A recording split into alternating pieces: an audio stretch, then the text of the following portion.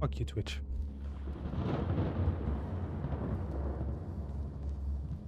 Whoa.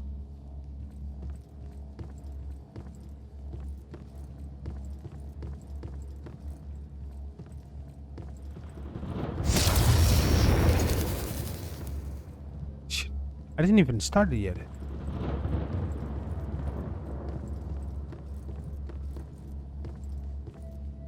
Sorry for...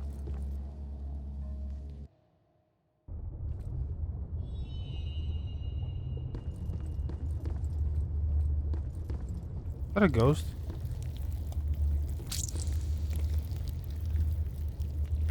Ugh.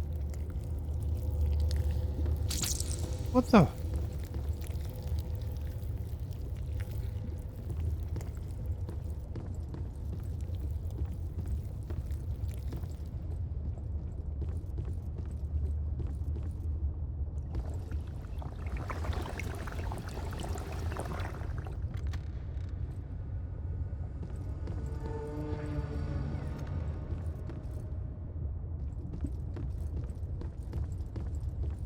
What up, gang? Look a little flat.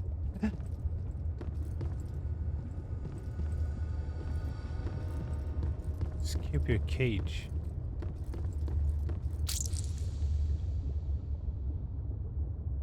Oh, I can step them? I can step on them? Here's the thing, this game just threw me here. I can't even do anything.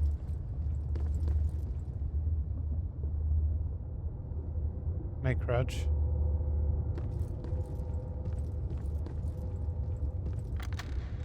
Oh.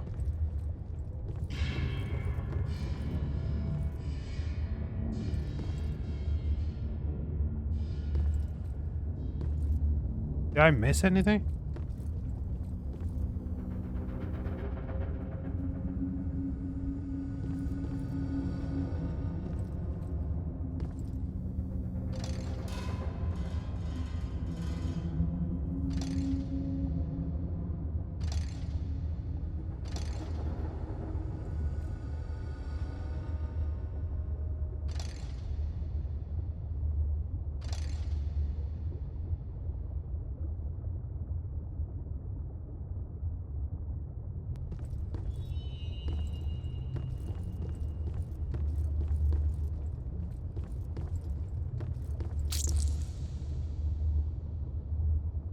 I'm so sorry. Oh, that guy from Men in Black is gonna show up. Trying to kill me. Oh.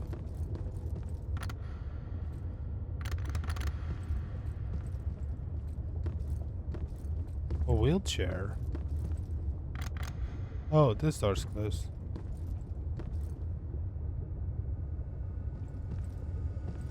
Escape your cage.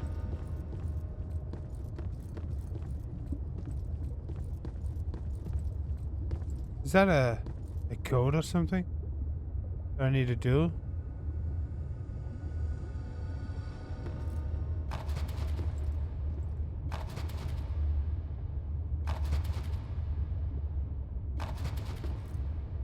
Open.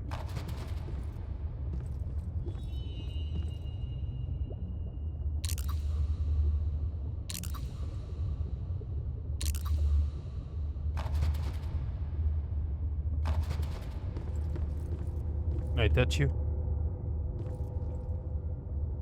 Is that J or C?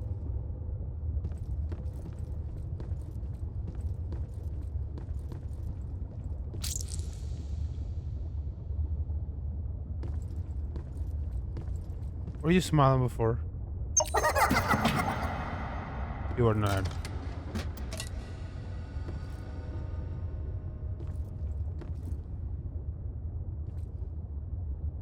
Am I on top of this now?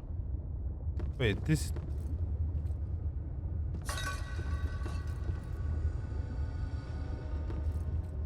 How the hell am I on top? Where's my can? Can.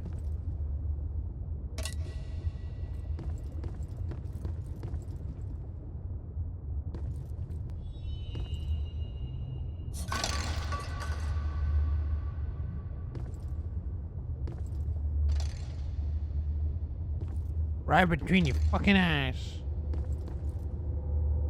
Okay.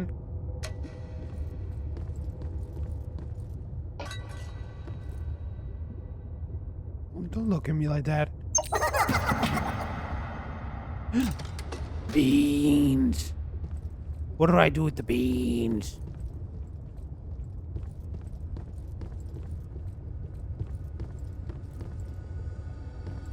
Do you like beans? Oh, got stuck.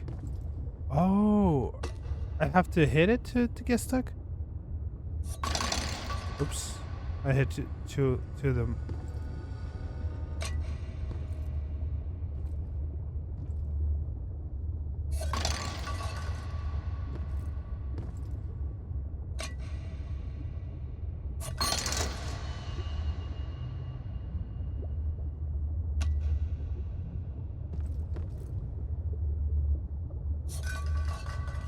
Fluffs! Damn it. Fucking... I lost my beans. This. Where's this? Is this soup? I don't know. Bro, I need to feed the cat. I need to feed Fluffs. Do I just... I just kill another one. Do I just throw? Need another can.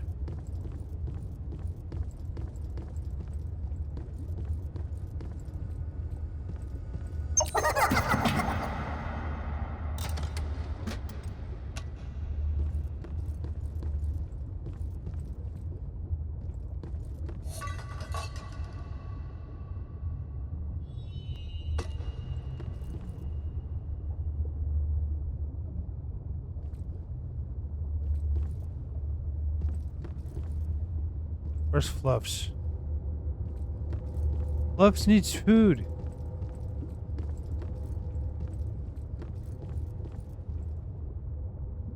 Milk. He needs milk. Do I hit the milk? Give him milk. Can I crouch?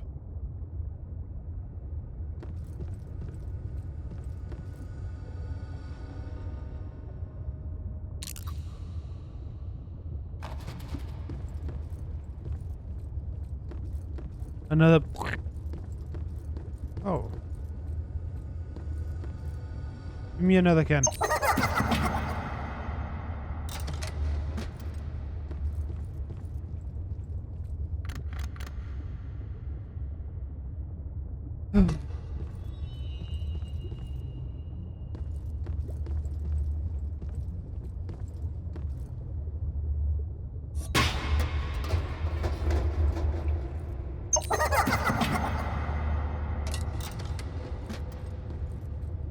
I'm assuming I did it. I should not make assumptions. Because I didn't give him anything.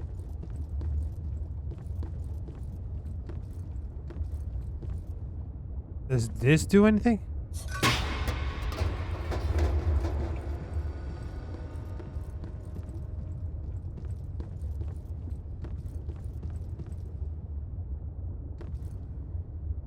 Can...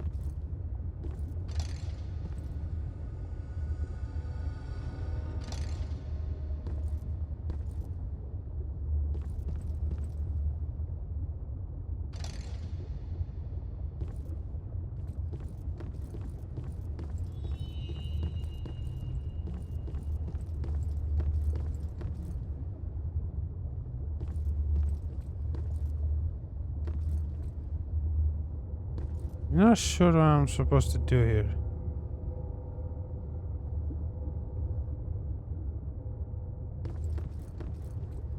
I hit the other...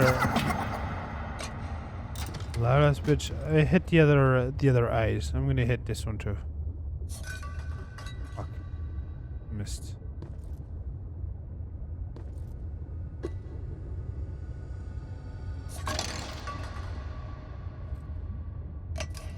I hit 3 eyes so far.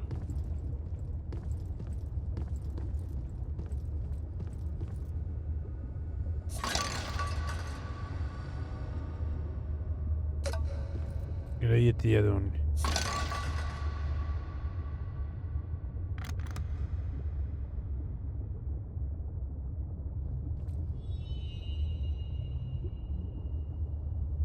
Stuck.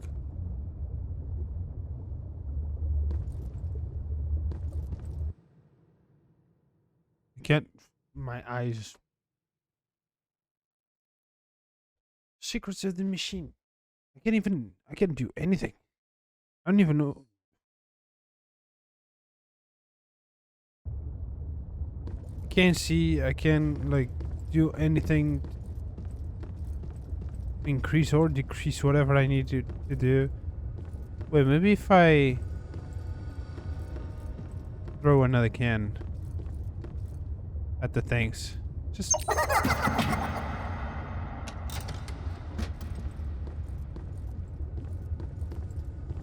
what if I throw it to the gift? Doesn't do anything. If I miss.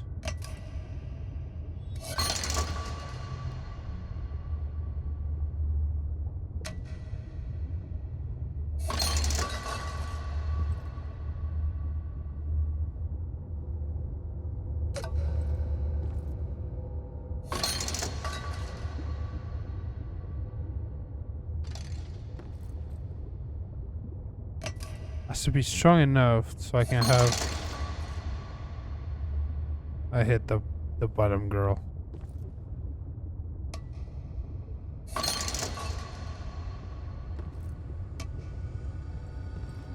I get it. Okay, I get it.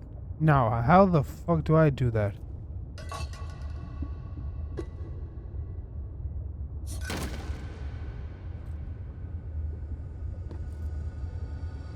Where's the...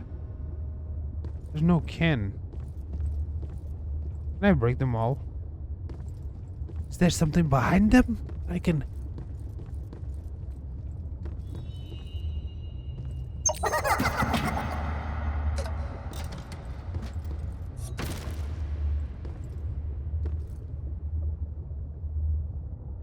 Fucking can just disappears.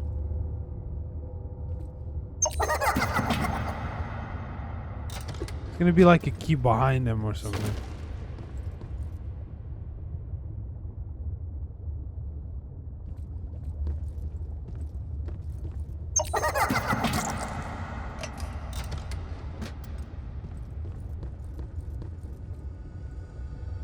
He hates it when I do that. Why would you? Bro, I just broke all of you.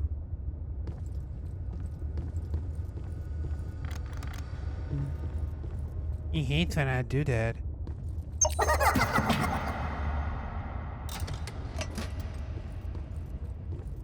Fuck whatever he wants. Bitch.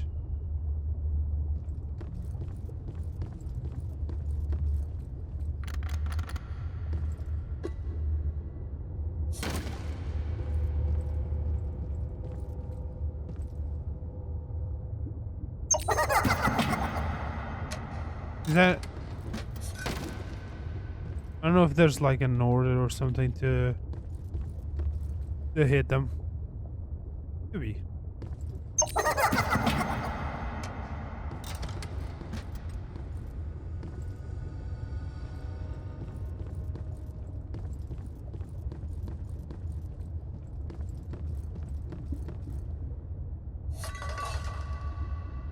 Wait, you're not the same.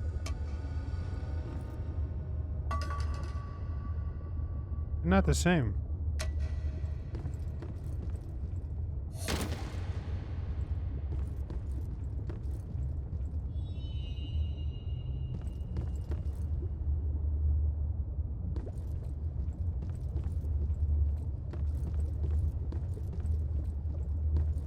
They are all back?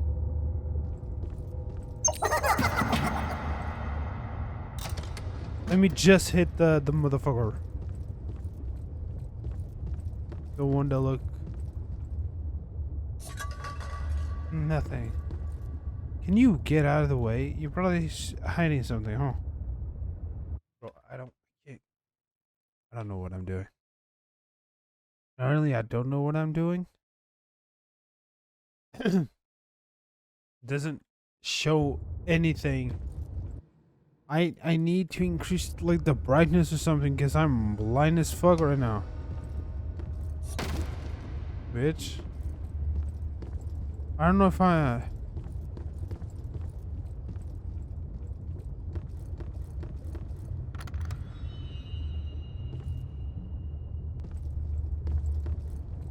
wait, what if I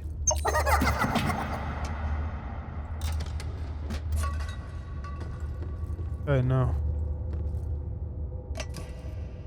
I can.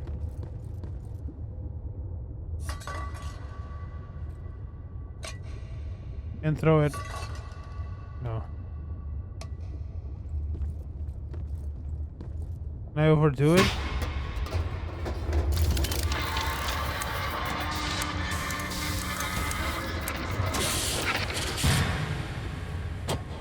Enjoy the show, my friend. Let me take a can. Let me take the can.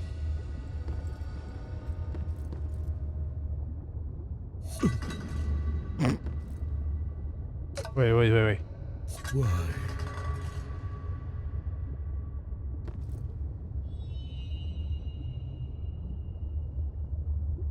Let me grab the...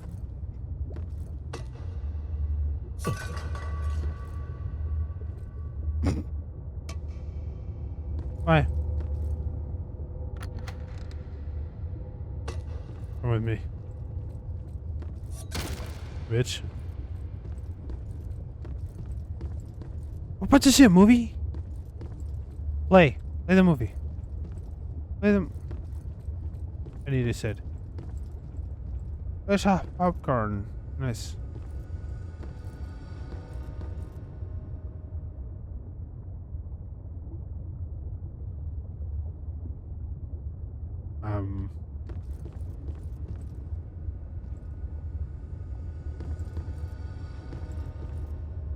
Am I...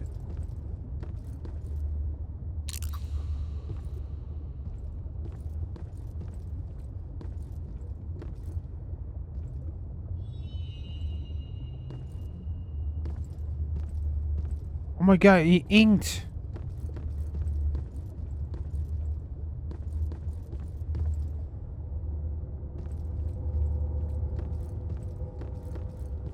Let me see if I can... Little devil darling. The hand. Are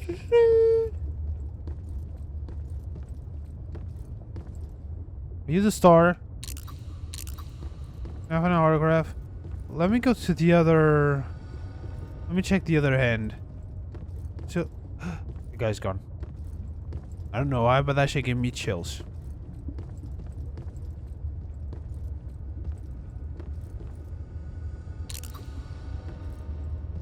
Just, you know, trying to put both hands, like...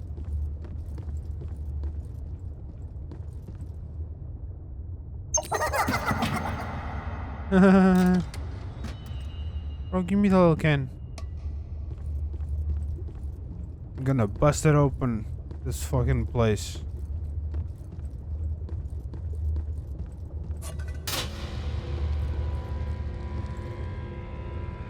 Movie time. Reject. Ice Spice. What? Oh, ice. Yeah. The fuck? Guys. What's this? What am I looking at? Did I touch anything? Oh, I guess the movie's over. Can I go here? Nope.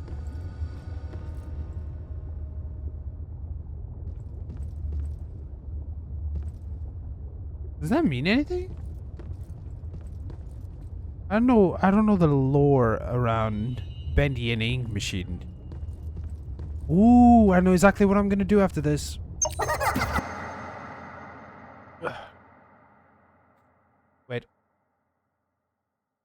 I know exactly what I'm gonna do after this.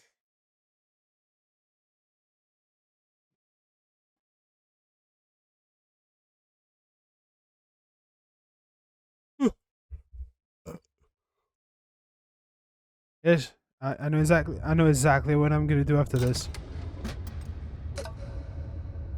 That video will come out Tuesday, and this one will come out Friday, right?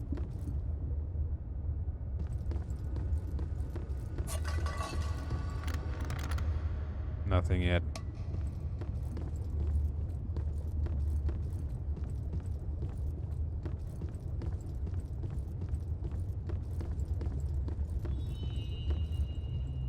Change his channel.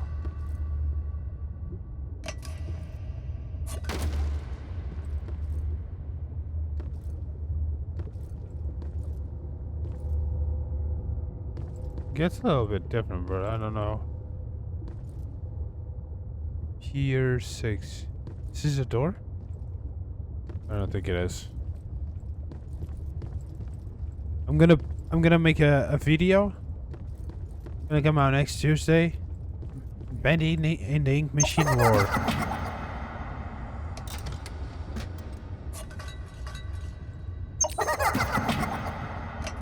I saw you, motherfucker. You can just hide from me.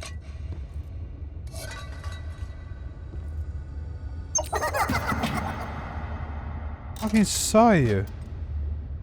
Not slick. Look, look. I'm breaking all your shit. All your shit. Bendy. Is that Bendy? Again, I don't know the lore, so I don't know their names. I'm breaking your shit.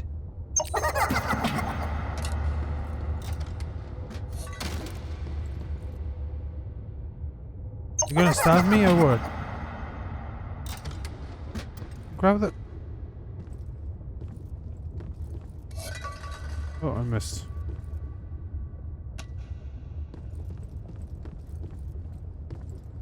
Wait, let me throw more. Fuck.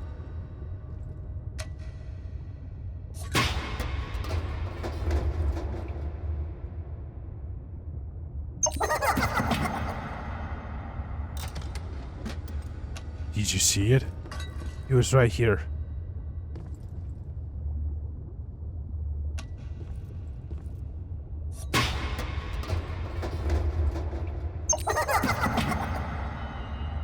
And I ran out of cans.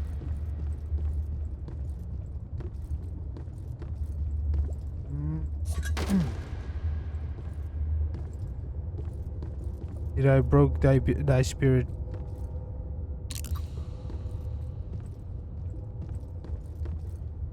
Oh my god, this is Michael Jackson's hand. And he's not touching me because I'm not a little guy.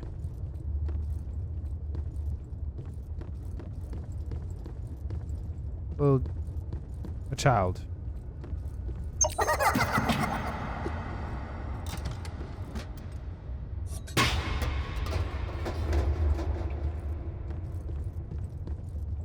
I have no clue what to do. Can I open this now?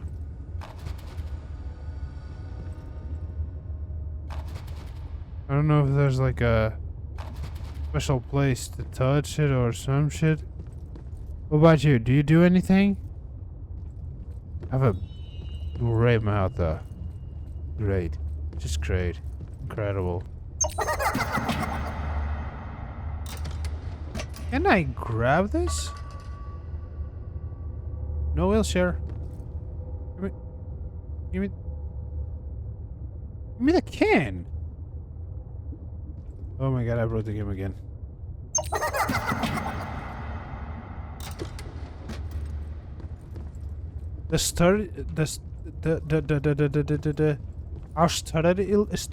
Oh my god, I don't even know. What did I do to the can? I know it looks like sturdy. It's not you, it's really me. There's a hole over here. Can I throw here? No. Can I throw it at the end?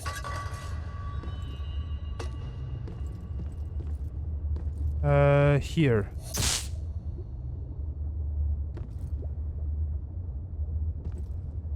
Did that make sense? Was that what I was supposed to do?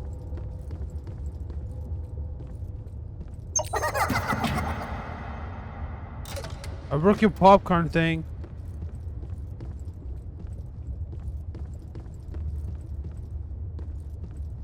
I don't know if I can go back. I haven't stepped on a roach in like forever.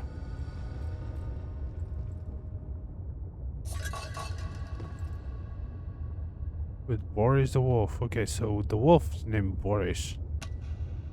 Must be Russian.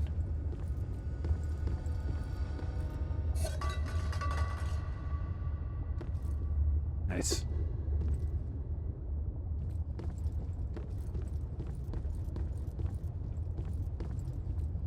I broke that. That didn't give me anything.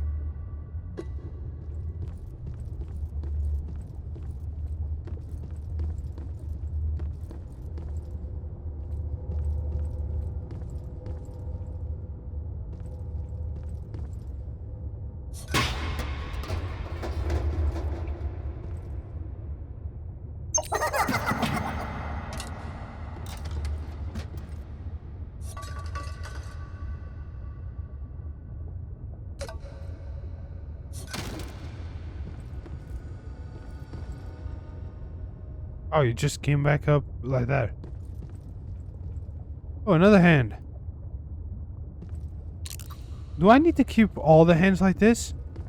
Let me see if I let this one closed. No, I did not. What? Did I do anything? Did it happen? Something happened? Let me check the other end.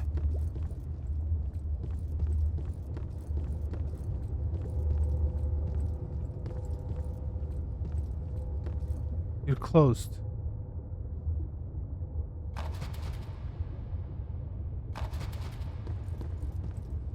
Guys, I have no idea what to do. Do I have to feed Fluffs? I need to feed Fluffs. How the hell do I feed Fluffs? Because it says absolutely nothing. It doesn't say a thing. Let me check the other windows. Maybe there's something. Can I click the window? Wait, what's this? Have fun. What's that? Is that a Pokemon card? Or is that a can? No, there's like Bendy. It's the dude.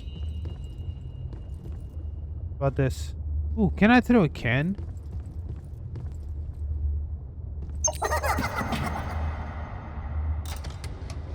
You're a bit loud. No?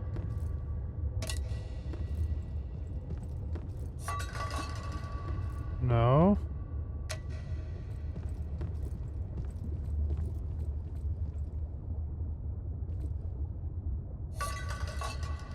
No? This one has the hand. Where's the other one where it has the picture? I missed.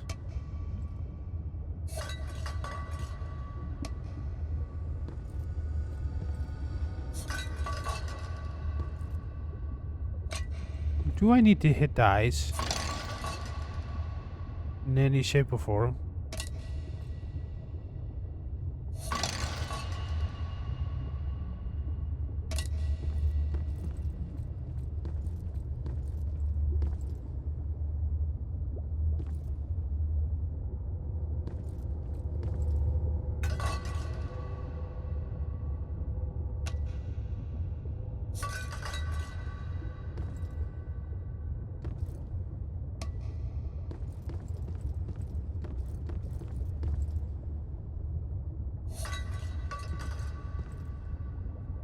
I'll just give him a rim job.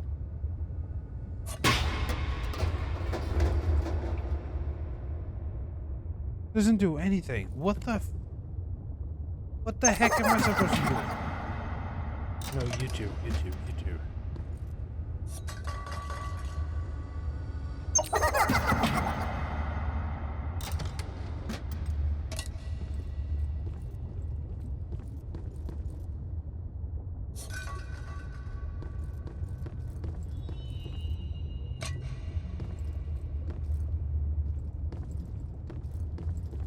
Can I hit this now?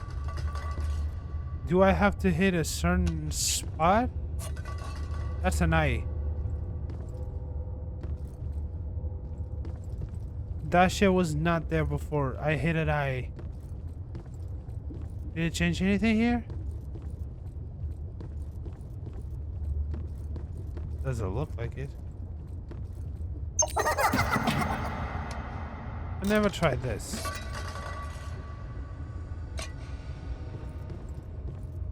Can I hit the eye now?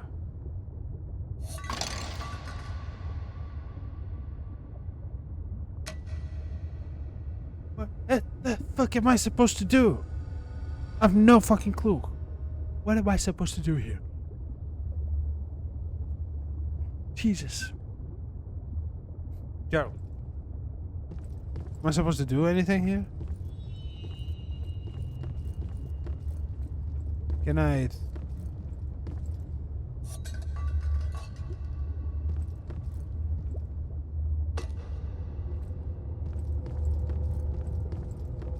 What if?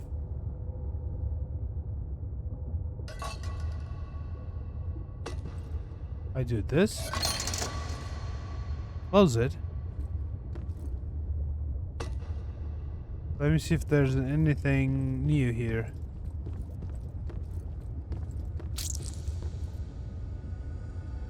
Sorry. I'm actually not sorry.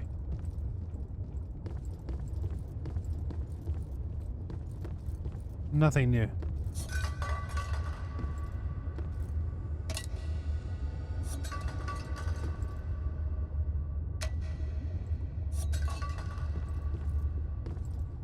Do you think I'll break the screen if I keep doing it?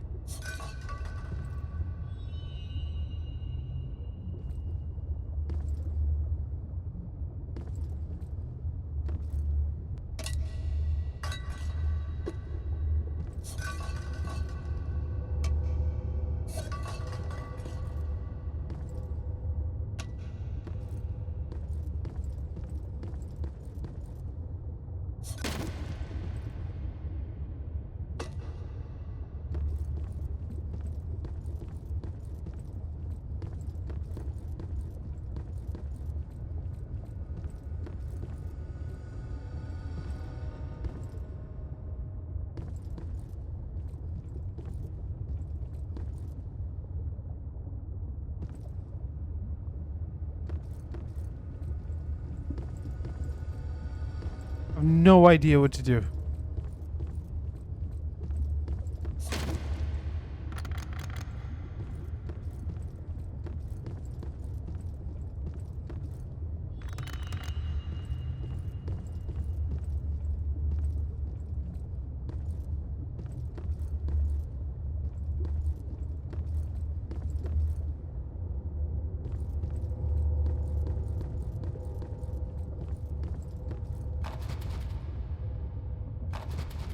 I got a feeling that this should be like open already.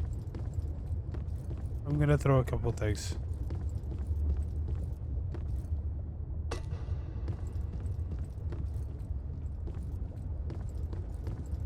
And I made a couple bands on my lonely. Missed. Am I missing?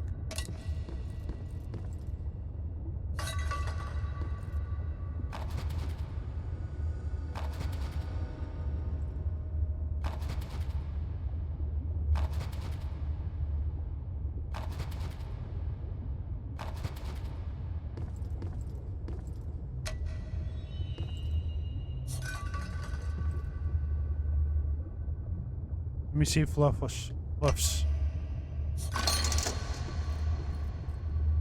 good, buddy?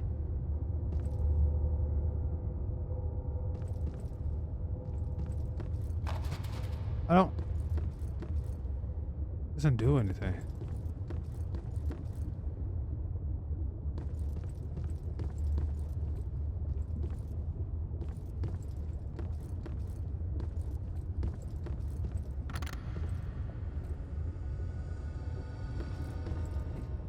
Yo, dude, I saw you there. Can you help me out or something? Jesus Christ.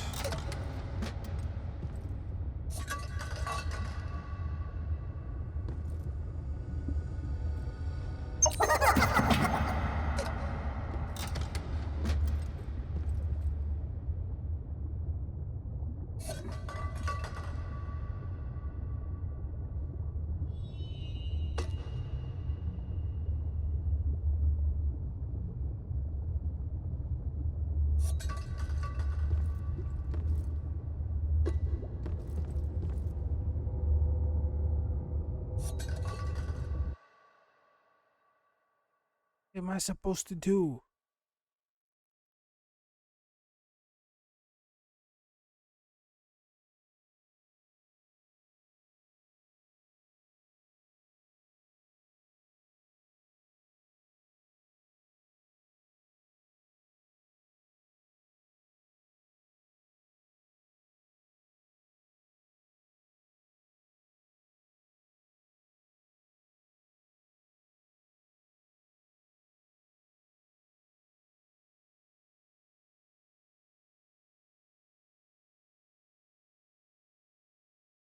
Trying to see.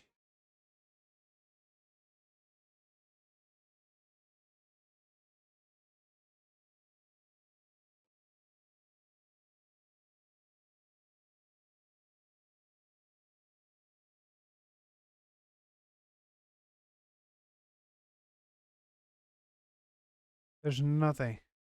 I'm gonna do one thing that I saw.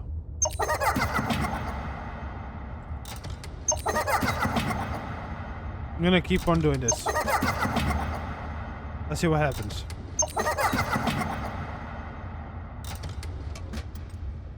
I wanna see what happens.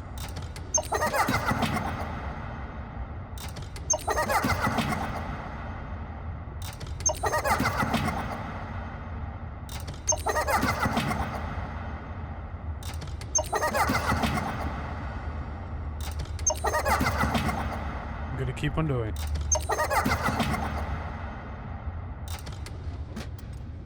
I have a protein bar. I will not give up.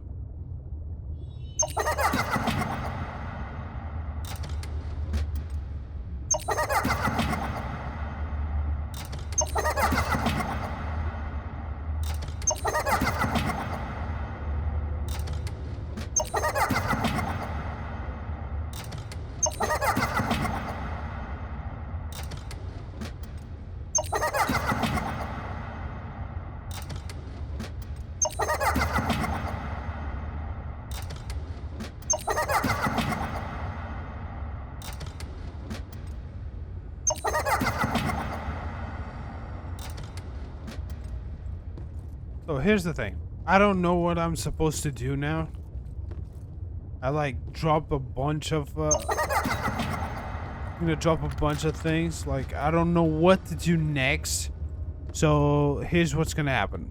Because I know there's a lot of people that watch and like Bendy.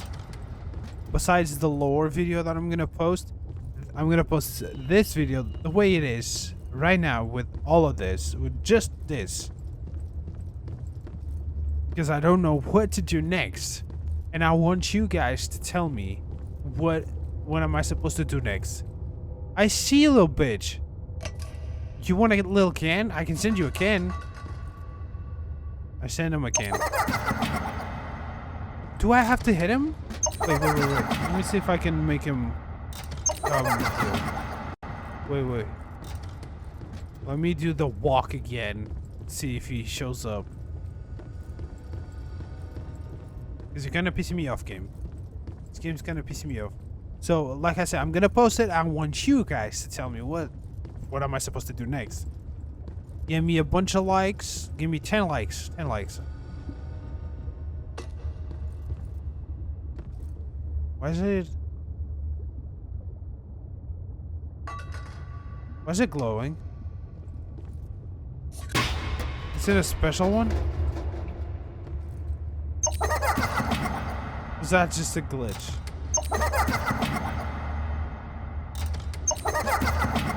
I want you to shut up so I can hit you with this.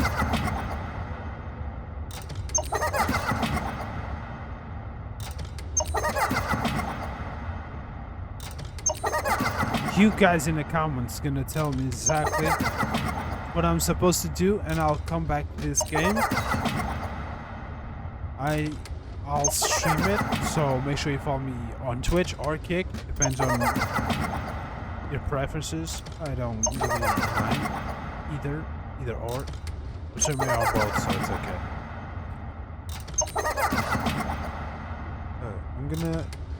I'm gonna do this. I'm gonna grab a can. And I'm gonna go here. La da da dee da dee da da da da da da. I don't know what to do. I'm just gonna go. I'm just gonna go. Is he back? Or she? I don't even know.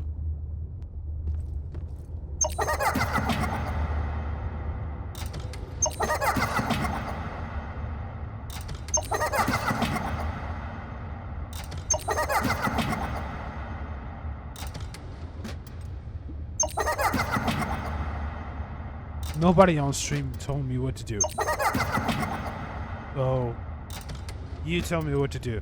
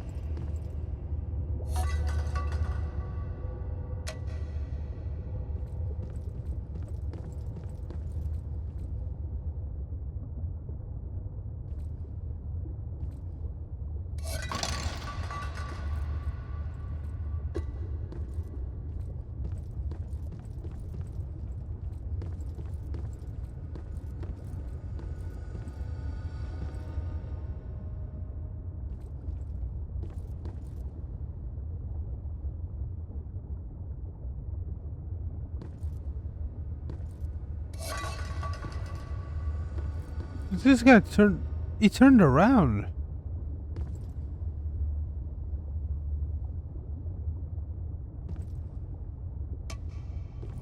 This is new.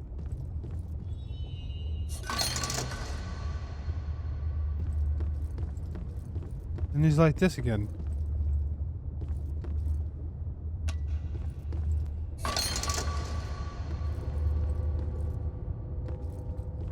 Hmm.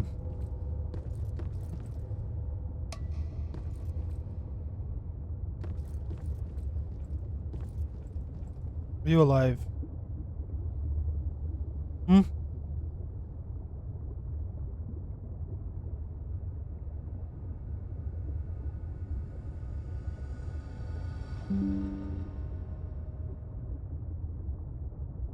Sorry. Just no thumbnail.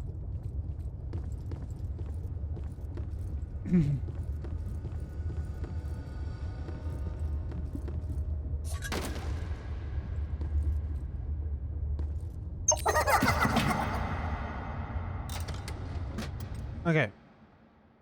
I'm done. I'm done. Thank you for watching. Let me know what I should do next, and I'll promise I'll come back. So I guess this is like part 1 of the game. Bye. Mary had a little lamb, little lamb, little lamb. Mary had a little lamb. Mary was a bitch. Let me see if I can find.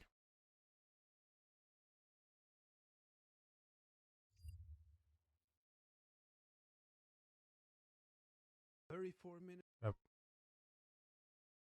Bendy and the ink machine.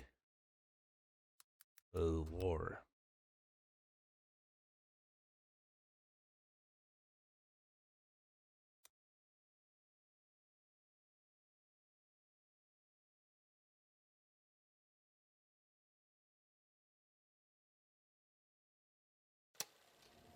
Joey.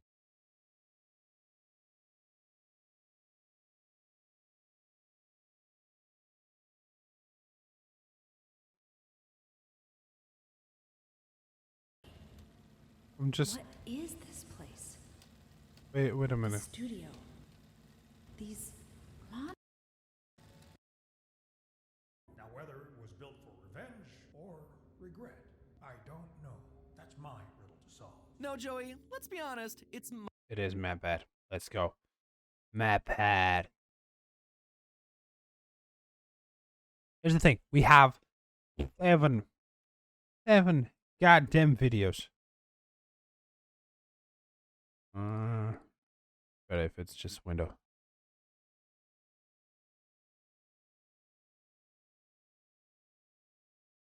Let me just see. Joey. I just want to check the audio. Oh, it is. Guys, we're checking. Oops.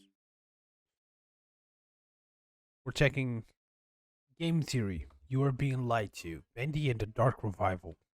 I get. Well, there's 7 videos, like 15, 17 minutes each. So we're gonna watch. Is there like? I shouldn't go for like most replayed.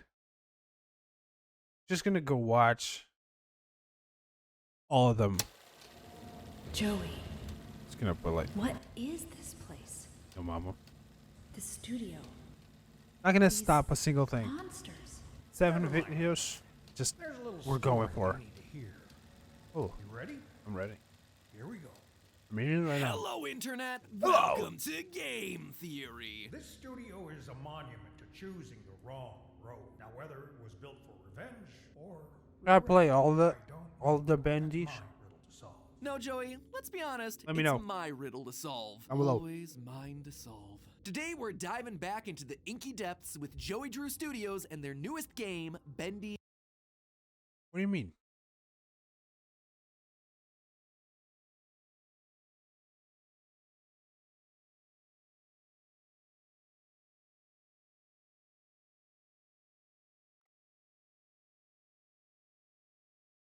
I need to check. This was 6 years ago.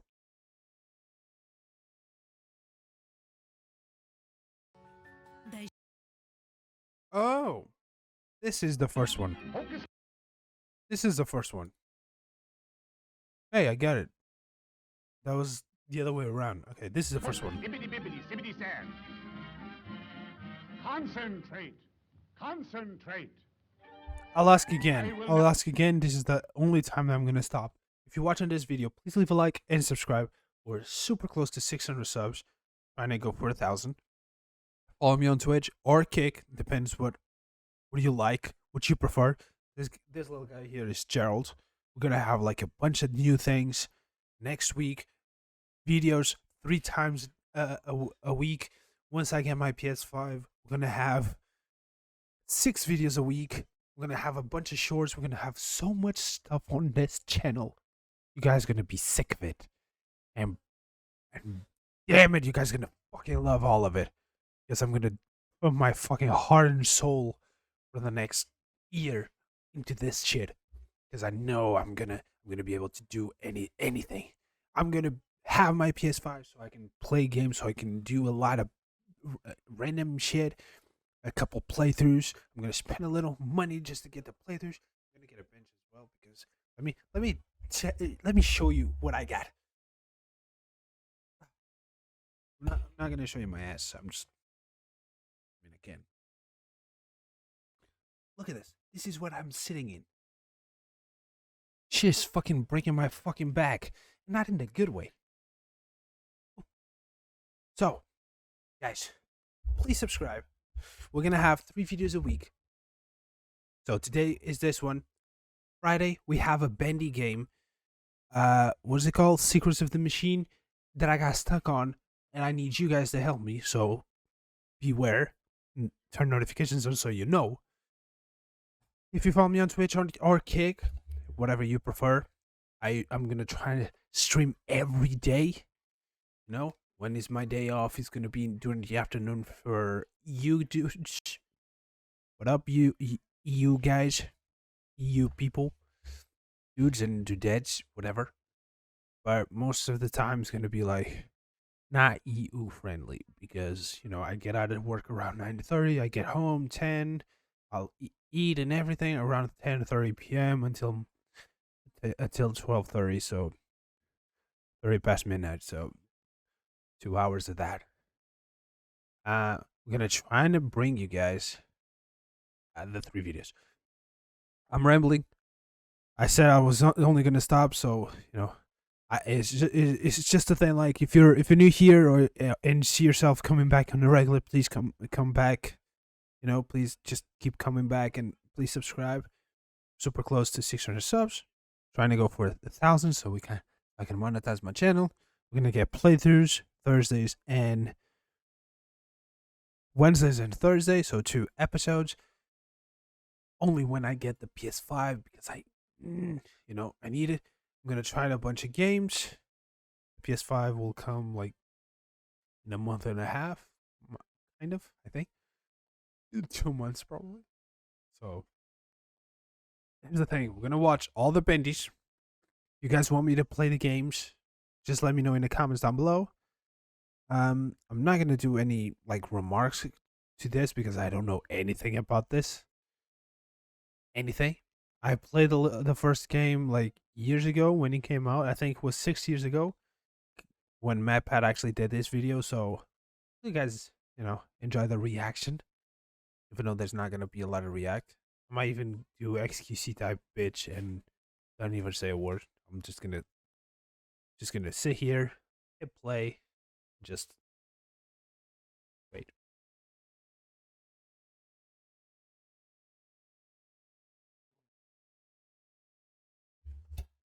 Alright. I'm gonna watch a movie. It's gonna get wicked.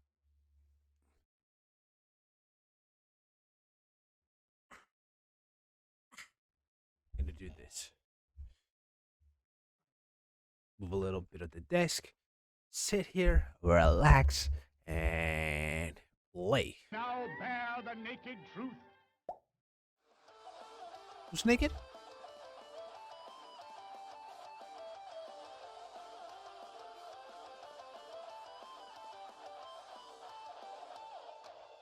Hello, Internet.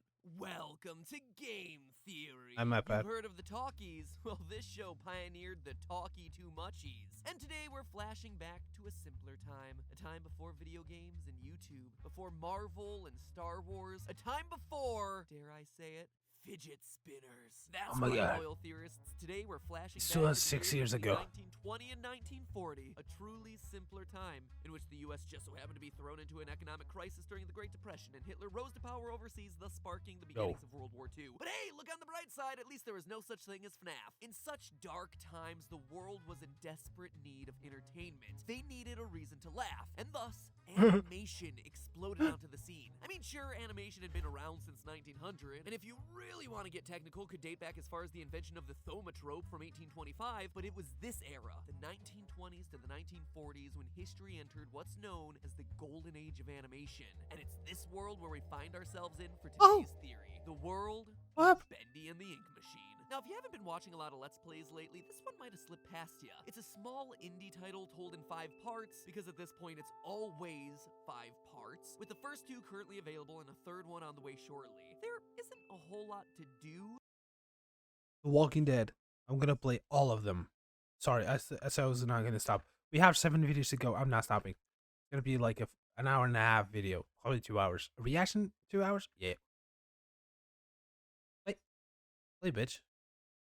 In every chapter. character, but what it lacks in gameplay, Bendy makes up for in style and story, putting you into the throwback. I played the first world one. It was of actually kind of early good. days of animation. In the game, It's cool. you play as Henry, a retired cartoonist invited to come back to his old studio after 30 years. The invite comes from a man named Joey Drew, your former boss at the company Joey Drew Studios. Inside, you find that everything is abandoned, and by putting the bits of lore together collected from audio logs sprinkled throughout the game, you learn that Joey was experimenting with ways of bringing his cartoon creations to life. And apparently, his experiments were a success. The company's signature character, a little devil named Bendy, is now alive and very, very dangerous. You also learn that some employees, like Sammy Lawrence, Joey Drew's music department director, worship these living cartoons as gods, forming what seems to be a good old-fashioned cult. But the believers must honor their savior. I must have him notice me, for our Lord is calling to us, my little sheep. The time of sacrifice is at hand. Besides Bendy, there's also Boris the Wolf walking around, and Bendy's girlfriend Hey, Alice Goofy. Angel, who looks like she'll be playing a bigger part in Chapter 3. And honestly, that's about She it looks for like now. Now, many Betty of you have Boop? been asking me on Twitter, at MattPatGT, as well as during GT Live, to do a theory about this game, to try and predict what's going on. But after doing the research, I think I can do you one better. Instead of just trying to put together a rough plot summary, I think I can reveal the true identity of the main character of the game, Joey Drew, the mastermind animator obsessed with bringing his creations to life. Because here's the thing, I believe he's inspired by Dr. a Frankenstein? real person, and that the events happening It's in Betty the world Boop. of Bendy actually mirror events that occurred at one of the top animation studios during this golden age of animation. Joey Drew in-game Is it Betty Boop, Betty playing Bob? the role of perhaps the single most important pioneer Betty of Bob. animated entertainment, a man whose name has sadly been almost completely forgotten by history, a man by the name of Max Fleischer.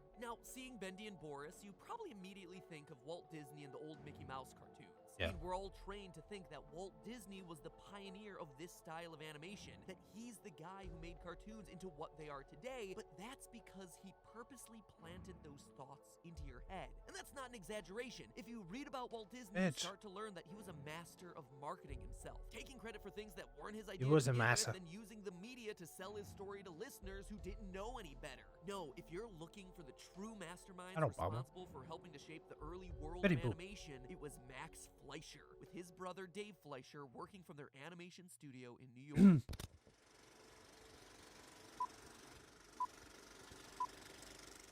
That's Way back in 1914, when Walt was still only a teenager, Max Fleischer invented rotoscoping, a technique that allowed an artist to trace over live-action footage to create more realistic-looking animated movements. This was a huge advancement, allowing cartoons to be drawn faster and with a higher quality of movement. It also gave rise to the first of the major Fleischer Brothers series known as Out of the Inkwell, in which live-action footage of Max was combined with his animated characters as they literally came to life off the page to interact with and explore remember the real seeing shit world. like But this. the Fleischers didn't Kinda stop fucking there. weirded me Ask out. anyone what the first cartoon to feature synchronized sound and music was, and they'll usually say Steamboat Willie, Mickey Mouse's monumental debut from back in 1928. But it was Max, not Walt Disney, who was the first to combine sound and animation in his series of shorts called Song Cartoons back in 1924, 4 years earlier than Steamboat Willie. These were those famous Follow the Bouncing Ball sing-alongs that you've probably seen or heard of. Well, you have Max Fleischer to thank for those.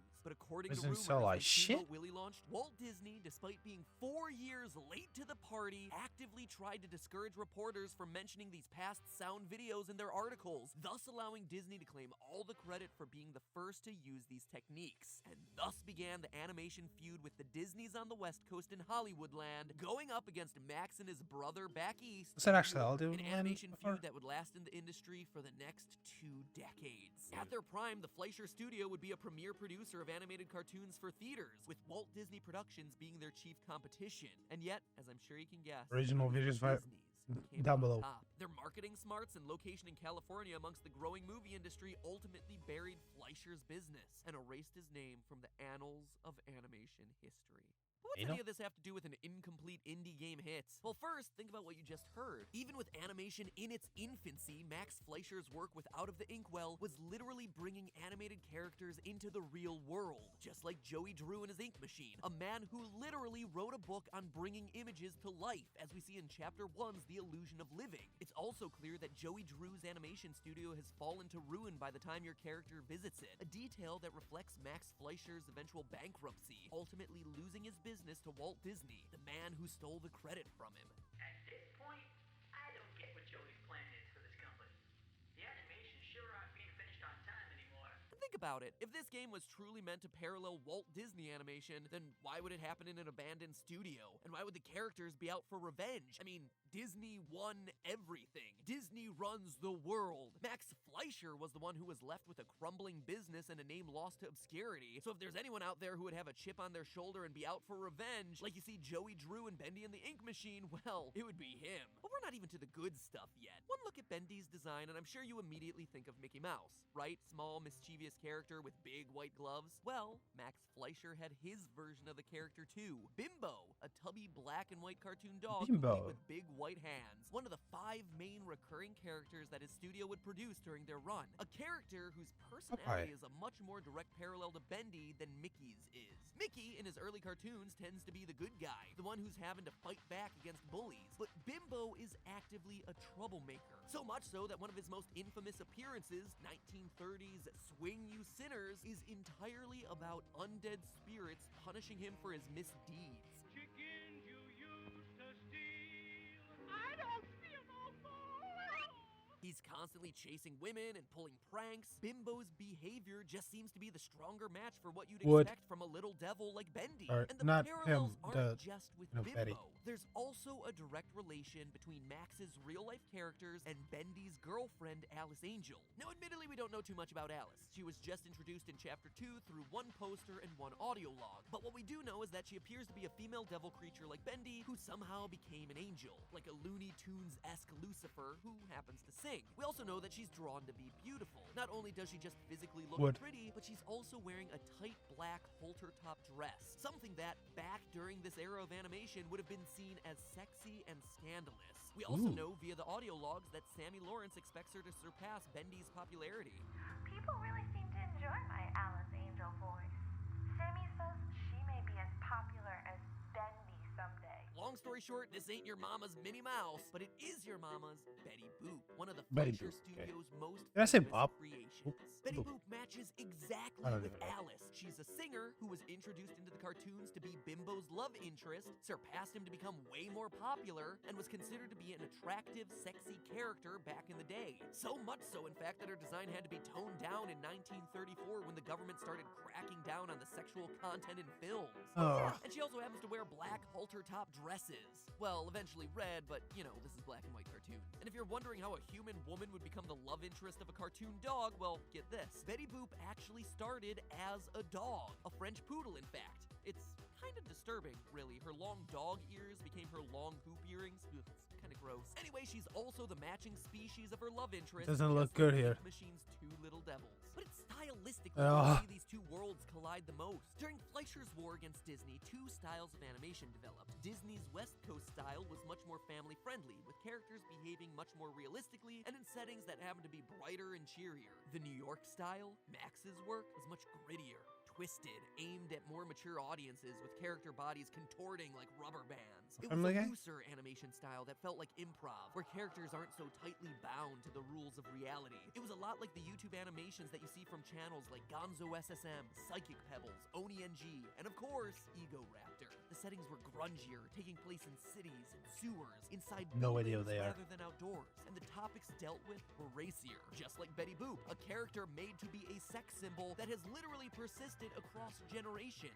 In short, these were scarier cartoons with darker, sometimes even hellish imagery, and this is the aesthetic that seems to embody the game. Joey's animation studio is a tight, confined space filled with industrial pipes and dripping ink, dark and shadowy. It's literally a hell on Earth. And yet, for all the jump scares, what's creepiest in the game right now is the cult. The big reveal that ends Chapter 2 is that Sammy is trying to sacrifice you to their ink god Bendy. He's clearly in a cult worshipping these living, breathing cartoon characters. But in this case, truth is actually stranger than fiction, because there's an unexplained recurring theme of cult activity throughout the Fleischer Studio roster. In Betty Boop Is My Palm Red, we see Bimbo and Coco the Clown worshipping a shadowy witch figure. A shadow, mind you, that never gets referenced or explained. It's not a joke in any way. They're just there, bowing to it, and presumably it gives Bimbo his fortune-telling powers. Then there's Betty Boop Red Hot Mama, where a fireplace suddenly, for literally no reason, transforms into the literal mouth of hell. Also, let me just say how creepy it is that every Betty Boop cartoon requires a scene that shows her with some sort of strong backlight so you can see her legs through the dress. I mean, come on guys, find a magazine or something. And here we all thought that anime was creepy. But perhaps the single most disturbing, bizarre, inexplicable example of this is in the cartoon Bimbo's Initiation, where our lovable dog Bimbo gets locked in the sewer by Mickey Mouse, Max clearly showing his grudge against Disney there, when all of a sudden he's confronted with a bunch of cultists. No joke, actual cultists asking him, Wanna be a member? Wanna be a member? No. When Bimbo refuses, he's suddenly tortured with all sorts of horrific punishments, including a knife cutting through a spinning room to stab him repeatedly. Wanna be a member? Wanna be a member? No. Over and over again, he's Play asking Taylor until Swift he's songs. finally had enough punishment and says yes, at which point it's revealed that the cult is made up entirely of Betty Boops. What the? What? What? So are you saying Betty Boop created a bunch of clones? That there's a cult that worships herself? Or maybe you're saying that when a stranger asks you to join a cult, you should absolutely say yes because there's gonna be a hot girl in it for you. Regardless, it's weird and it's creepy, and I have no idea how people back in the early 30s found it funny, but I think this scene gives us a really strong indication of what's going on in Bendy and the Ink Machine. So in the words of Good Mythical Morning, let's talk about that. Between the gritty setting, the failing company, the desire to bring cartoons to life, the mischievous white-gloved mascots and matching female partners, a boss with a chip on his shoulder, and the recurring cult imagery, there is little to no doubt that Max Fleischer is, in fact, the real-life Joey Drew. So then what? What's all this mean for the game? What's the point of doing this? Well, if this theory proves true, first, we'll see Alice take center stage as the game goes on. Like Betty Boop, we'll hear about how her popularity skyrocketed, surpassing Bendy. And you can expect Bendy probably won't be too happy about that, creating some infighting between the characters with you stuck in the middle. I'd also hazard to guess that we haven't seen the last of that cult. Just like we saw in Bimbo's Initiation, how intense would it be to learn that these characters are using the Ink Machine to replicate themselves, building a cult consisting of hundreds of horrifying Bendy and Alice clones. And lastly, just like Sammy is an ink monster, it wouldn't surprise me to see Joey Drew as the real made me identity ink. behind the first Bendy, fused together with his creation by the cursed ink machine, literally consumed with his desire to bring cartoons to life, just like Max Fleischer desired to bring his cartoons to life, and was eventually consumed by his desire to get revenge on Disney. I guess we'll just have to wait until Chapter 3 is ready to find out. But in the meantime, remember, that's just a theory, a game theory. Thanks for watching. Wanna be a member? Wanna be a member? Then click subscribe down. Oh.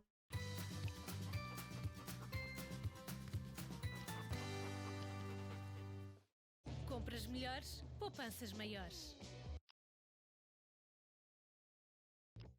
There's no doubting what you've achieved on a technical level. Okay. There are just certain Second one. design choices that were made that we don't fully understand. She can dance, she can sing, she can take song requests.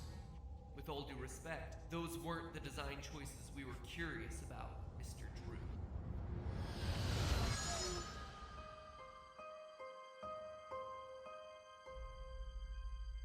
Hello, Internet! Welcome to Game Theory, the show that's waiting for the day I can do an episode proving that Bendy, our little devil darling, happens to be the same devil ruling over Cuphead's Inkwell Isle where he collects soul contracts, including that of the neighbor from Hello Neighbor. Oh yeah, and he also happened to be created by a guy named Henry, no last name given, just like some animatronics we all know and tolerate. Just saying, I did that all video games are connected theory a few years ago. The indie scene might be getting a bit closer than we all expect. Nah, what am I saying? That'd be a half-baked theory. Here, I try to deal in theories that are closer to three-quarter baked, at least. Segue to Bendy Chapter 3. Everyone's favorite ink demon is back, and he's brought with him more fetch quests than you can shake a plunger at. And while sucking inky Botox out of bloated blobs and chasing Looney Tunes rejects around with an ink-spewing Tommy gun was awesome and all, Chapter 3 delivered on what I'd been really waiting for with this game. Story. We got a better idea of why these characters want to escape the ink. Do you know what it's like living in the dark puddles? It's a buzzing, screaming well of voices. Clarity on the hatred-fueled relationship between Bendy and Alice. See those grinning demons? Let's remove them, shall we? He hates it when I do that. And through one incredible Easter egg, we got a strong hint that Henry was the original creator of Bendy the cartoon character. On the plus side, I've got a new character I think people are gonna love. We're finally getting enough meat on this theory bone to start gnawing like a hungry Boris. And let me tell you, there are still plenty of mysteries hidden in these sepia-toned hallways. But as I went through the game's 3 chapters again to brainstorm for this theory, there was one moment that I had completely forgotten about. One screen so short and so random that it had gotten lost in the shuffle, and yet something that is so important that the Meatly decided to put it as one of the first big unexplained moments in the game. So I decided to look deeper into it, try to decipher what it meant. And once I did, it started to occur to me that that screen is the linchpin of the entire Bendy story. The place where it all begins, as well as the place where today's theory begins. Way back in Chapter 1, ex-animator Henry receives a letter beckoning him to return to his old workplace, Joey Drew Studios. And he does what any good horror protagonist would do, blindly stumble into an abandoned building with absolutely nothing to protect himself. Once inside, Henry activates the mysterious ink machine and unleashes the horrible ink monsters that plague the rest of his journey down memory lane. The first chapter ends with Henry getting chased by Bendy, falling down a chute, and passing out in a room full of coffins and pentagrams. Family-friendly entertainment with merchandise available at your nearest Hot Topic, ladies and gentlemen. But as Henry loses consciousness, we see 3 screens. The ink machine, Bendy attacking, and a third shot of a wheelchair. Now, the first 2 are pretty self-explanatory, but it's that third one that feels completely random and out of place. I had that in the game. Clearly, it's important to the story of this game because of the way it's placed there, but because we've yet to see any other obvious hints towards it and the length of time between chapter releases, I think most of us had either written it off completely or forgotten about it. But when I started to dig deeper, I came to realize that the clues as to what this had to do with the game's story had been hiding in plain sight the whole time. Take a look at Bendy. Take a real good look at Bendy. While I was searching through character entries, researching for this theory on the Bendy wiki, some of the monster's imagery started to jump out at me. The more I looked, the more I started to realize Bendy limps. If you really want proof, look at his chasing animation when you remove the lighting effects from the game. He's got a really strong limp. And it's not just me making this up or cheaply made animations. Look at his character model on the wiki. One leg is perfectly normal, but the other leg is twisted inward. Most of us have overlooked this detail because we're usually running away from Bendy in low light. But when you actually stop and look at him, this element of his design is unmistakable. That wheelchair in that flashback was his. In those 3 flashes, we're being told a complete story. The ink machine arrives and is used on someone who couldn't walk. Someone who is bound to a wheelchair. Thanks to the ink, that person now walks. And happens to be the personification of the murderous ink demon Bendy, but hey, there's no denying, they walk. So that begs the question, who is in that wheelchair? Who is Bendy? Well, I think all us players have been suspecting that it's Joey Drew, and this revelation gives a bunch of evidence to that hypothesis. Not only does Bendy have an inky human hand, but throughout the chapters, we've seen how every other major character from the audio logs has been transformed into an ink monster. In Chapter 2, we saw composer Sammy Lawrence long to escape the inky prison of his body. Then in Chapter 3, we got confirmation that Susie Campbell, original voice actress for Alice Angel, actually becomes Alice when touched by the ink demon. Even the projectionist Norman Polk becomes, uncreatively enough, the projectionist monster. So really, of the recurring audio log characters, we're only left with the option of 2. Either janitor Wally Franks, who's appeared in all 3 chapters, or the mastermind behind the whole operation, Joey Drew himself. Either one could potentially be Bendy's true identity. And of the 2, Chapter 3 all but confirms that Bendy equals Joey. At the beginning of the chapter, if you take the demon path, one of the major differences is that you get access to a tape recording made by Joey. In it, he says, "Why, with enough belief, you could even cheat death itself. Now that is a beautiful fixation on beating death could just be a god complex, but it could also be the fact that he himself is dying. That whatever disease has put him in this wheelchair is slowly eating away at his life, and that through the ink machine, he'll be able to beat his impending death. And I'm not just looking for connections where they don't exist. The Chapter 3 trailer reinforces the idea that Bendy the cartoon character is also cheating death. The trailer begins with an incredible short cartoon between Boris and Bendy in a cemetery, but intermixed in these antics is this skeleton who keeps harassing Bendy for no apparent reason. It comes out of nowhere, seemingly at random. So in a game where there are so few characters already and a lot of it is highly symbolic, why is this thing there? Because the skeleton is symbolic of death. Bendy is being threatened by a symbol of death. Notice what leg the skeleton grabs. It's the same one causing the Bendy monster's limp. At the end of the cartoon, Bendy is scared off by the skeleton. He is literally physically trying to escape from death. But most importantly of all, who wrote and directed this little cartoon? Joey Drew himself. This cartoon, Tombstone Picnic, is him telling his story, living with the fear of impending death, constantly being dragged down by his diseased leg. The ink machine could do what belief couldn't. Becoming one with Bendy saved his life. Which leaves us one final question then. Who is Wally Franks? Well, I guess there's technically two questions. Who is Wally Franks, and why aren't you subscribed to this channel yet? Before I go to answer that first question, I challenge you Speed Demons to hit the sub button and then let me know either Alice or Bendy in the comments before this old-timey incredible work there, guys. Thank you so much for subscribing, or if you're already subscribed to the channel, thank you so much for putting up with that kind of obnoxious break. I know that these things can be frustrating, but it is statistically speaking the single best way for driving new subscribers to a channel at this point, and I'm really eager to get the Theorist community to 90 million subscribers before the end of the million would be okay too, but no, let's set our sights at 9 million for now, okay? Anyway, thank you guys so much. Digression over. Now, on to the identity of Wally Franks. At this point, we know the fates of pretty much every other character. So what happened to Wally the janitor? The guy whose own motto in this game is, I'm out of here. I'm out of here.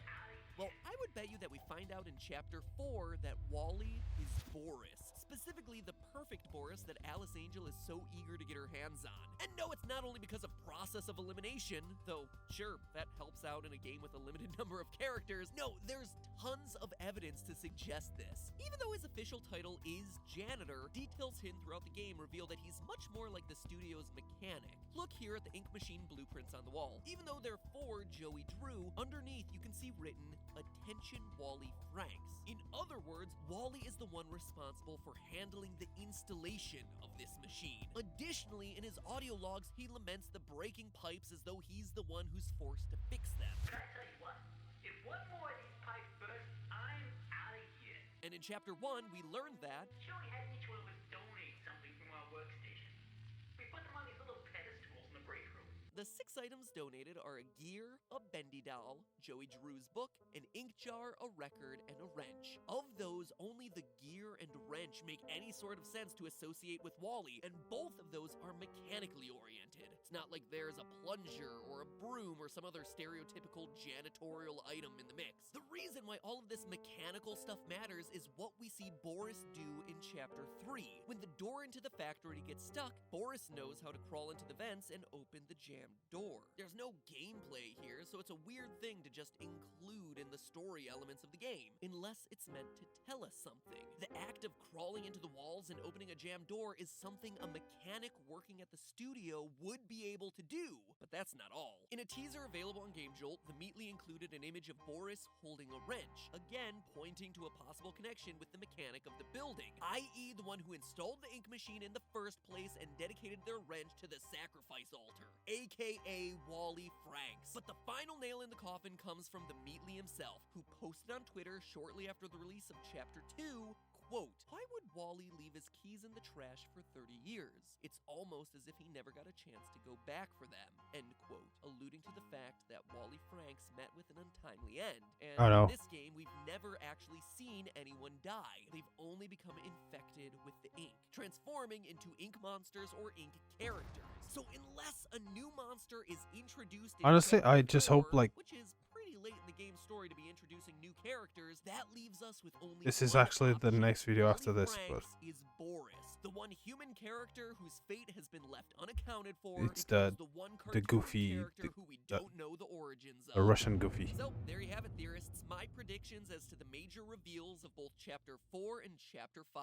Didn't even need to wait 3 months. In my estimation, Chapter 4 will center around the Boris Wally reveal as we try to rescue our hapless dog from the clutches of the evil Alice. And then Chapter 5 will bring us into the finale, where we confront Bendy and his machine one final time, only to learn that it was Joey Drew all along, a victim of his own attempt to cure the life-threatening illness that afflicted him. Which honestly would wrap up the story if there weren't one big Bendy question fooled mark us. hanging over all of this. Who is Henry in these events? Was he just an animator? Just the creator of the characters who would go on to be abused by Joey and his schemes? Or does Henry have some more sinister motives? Alice says that she knows why he's here at the end of Chapter 3, but do we know why he's there? As the player? His motivations are still really unclear. Perhaps that's a video for another day. In the meantime, remember, it's all just a Yeah, let's go this one. Novel flaming hot.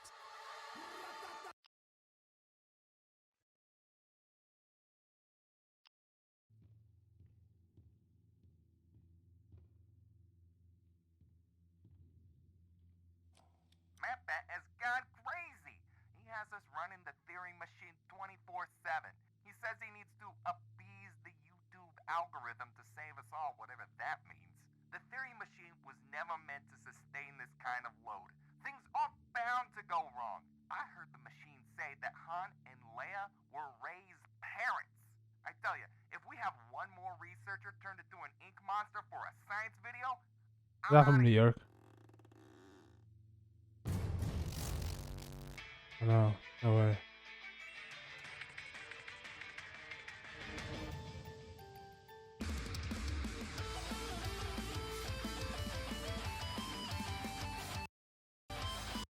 The game. Hello, Internet. Welcome to Game Theory, where today it's getting a little sketchy. That's right. It's time to revisit the world Get it? of Bendy and the Ink Machine. Funny. Recently, Chapter 4, the penultimate episode of this 5-part series, came out, and whoo boy, what a difference a few months make. Out went the exhausting series of fetch quests from Chapter 3, and in came stealth, mini-games, actual gameplay, a barbecue. What the heck is this? And not just Barbecue. one, but 2 boss battles. In fact, the game had us seeing double everywhere. Double Alice, that is. After proving herself to be a little devilish in Chapter 3, Holy balls! Chapter 4 ends with Alice Angel finally getting her comeuppance at the hands of Alice Angel. What? Excuse me, what? Great question, me from the past. That's exactly what I aim to answer today. Now, obviously, the reveal of a second Alice Angel accompanied by a Mecha Boris was a huge twist that no one saw coming. But it was also the clue that we needed to figure this whole thing out. Because for all the time that we online have spent theorizing about Bendy, we've also been ignoring the other title character here, the Ink Machine. Specifically, how that Ink Machine works. And between the twist ending of Chapter 4, some hidden files in the game, and most importantly of all, changes to the first 3 chapters now that they've been remastered, we'll finally be able to piece together what's really going on in this game and the surprise reveals that'll bring Chapter 5 to a close. Let's start at the end. The shocking reveal of Alice Croft and Mecha Boris. Watch everyone on YouTube play through this chapter and we're all shook by this moment. What? Boris! I'm the real Alice Angel. Hold on. But in retrospect, we shouldn't have been. 2 Alice Angels shouldn't have been so surprising. We've literally been walking through halls of dismembered Borises, Bori, for months now. I mean, the first big reveal way back in Chapter 1 is a dead Boris. A big moment of Chapter 3 is dedicated to escort missioning a Boris through a swamp of dead Don't do Bori. plural And yet, all of a sudden, names. we're like, whoa, there are 2 Alices? How is that possible? What this clearly 2 confirms for Alice. us is that the Ink Machine is able Not to reproduce the Alices. same character multiple times. And as Alice mentions in Chapter 3, not only is the machine producing multiples of the same character, but it also does it at varying levels of quality. If your name is Jim, and there's another Jim. It's just 2 Jim, not 2 Jims. Alright. So now let's take a closer look at our two Alices to see what we can learn. Chapter 3's Alice clearly has something wrong with her. Her face is half melted off, she talks with some kind of weird echoey voice, and oh yeah, the homicidal rage. This Alice refers to herself as Susie, meaning that like she my at ex-girlfriend. one point was Susie Campbell, Alice Angel's original voice actress. Dreams come true, Susie. Dreams come true. Spoiler alert, Susie, they don't. Unless, of course, your dream was getting run through the chest by a Kill la Kill style scissor blade. Now let's look at our new Alice. If you look in the game files, Chapter 4's Angel is referred to as Allison Angel. This name is likely a reference to Allison Pendle, the voice actress who took over for Susie Campbell. This honestly goes a long way to confirm our last Bendy theory, that Joey Drew was using the ink machine to transform employees into the characters. Now he wants to meet again tomorrow. Says he has an opportunity for me.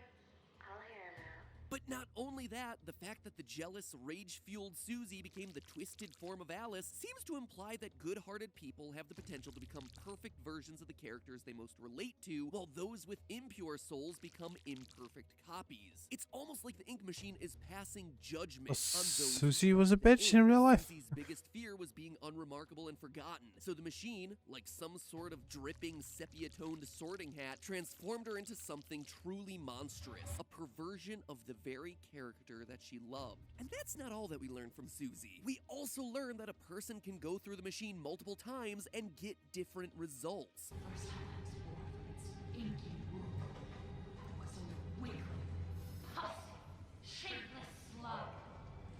The second time, well, it made me an angel.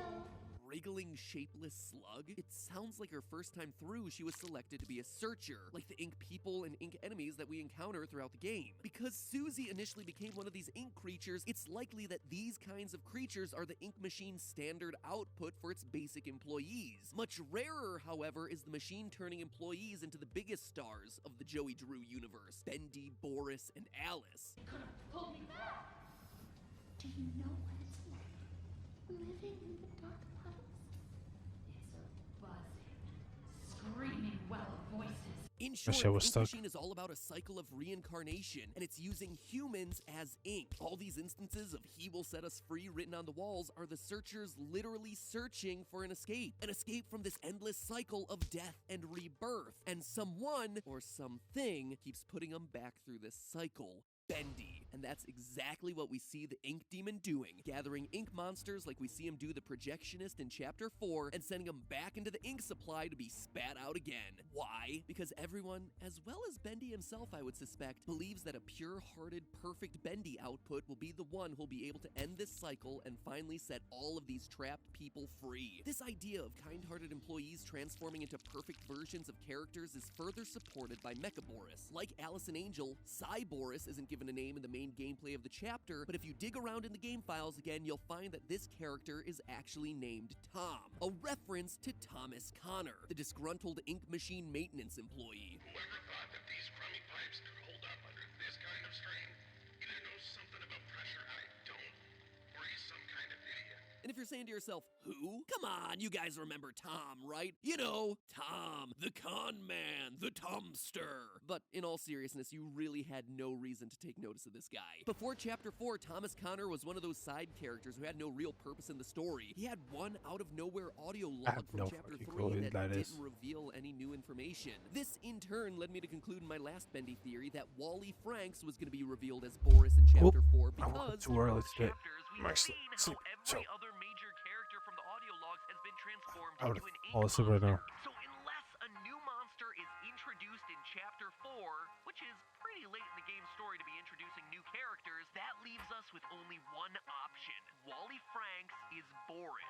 Well, wouldn't you know it, but with the release of Chapter 4 came a bunch of updates to Chapters 1 through 3. The new remastered editions, which, if you're a theorist like me, reads instead as the retcon editions. It's moments like this that are the most telling for me as I hunt for clues, because as creators go through the process of telling their story, they tend to have a better sense of where they're headed and how they actually want to tell that story as they get closer to the finish line. And so they go back and tweak a few things and add a few things to better telegraph where they're headed. And true to form, farm, Thomas Connor suddenly became a much more prominent character, with an audio log and ink output schedule being added into Chapter 1, and a joint conversation with the janitor Wally Franks added into Chapter 3. Which begs the question of why? My last theory concluded that Wally Franks had to be Boris. He's one of the most prominent characters in the game, he has a connection with the ink machine as evidenced by the blueprints, and the Meatly has made it clear on Twitter that despite saying time and time again that he never actually made it. Wally never got out of Joey Drew Studios. We also know, based on the items you collect in Chapter 1 for the summoning ritual of the ink machine, that he's now the only character left at this point. Joey Drew has his book, Sammy is the record, Thomas Connor is now established with the wrench, Alice is the stuffed toy based on her chapter taking place in the toy workshop, our character Henry is the artist, so he's represented by the ink, which leaves the last item as the ink machine's gear.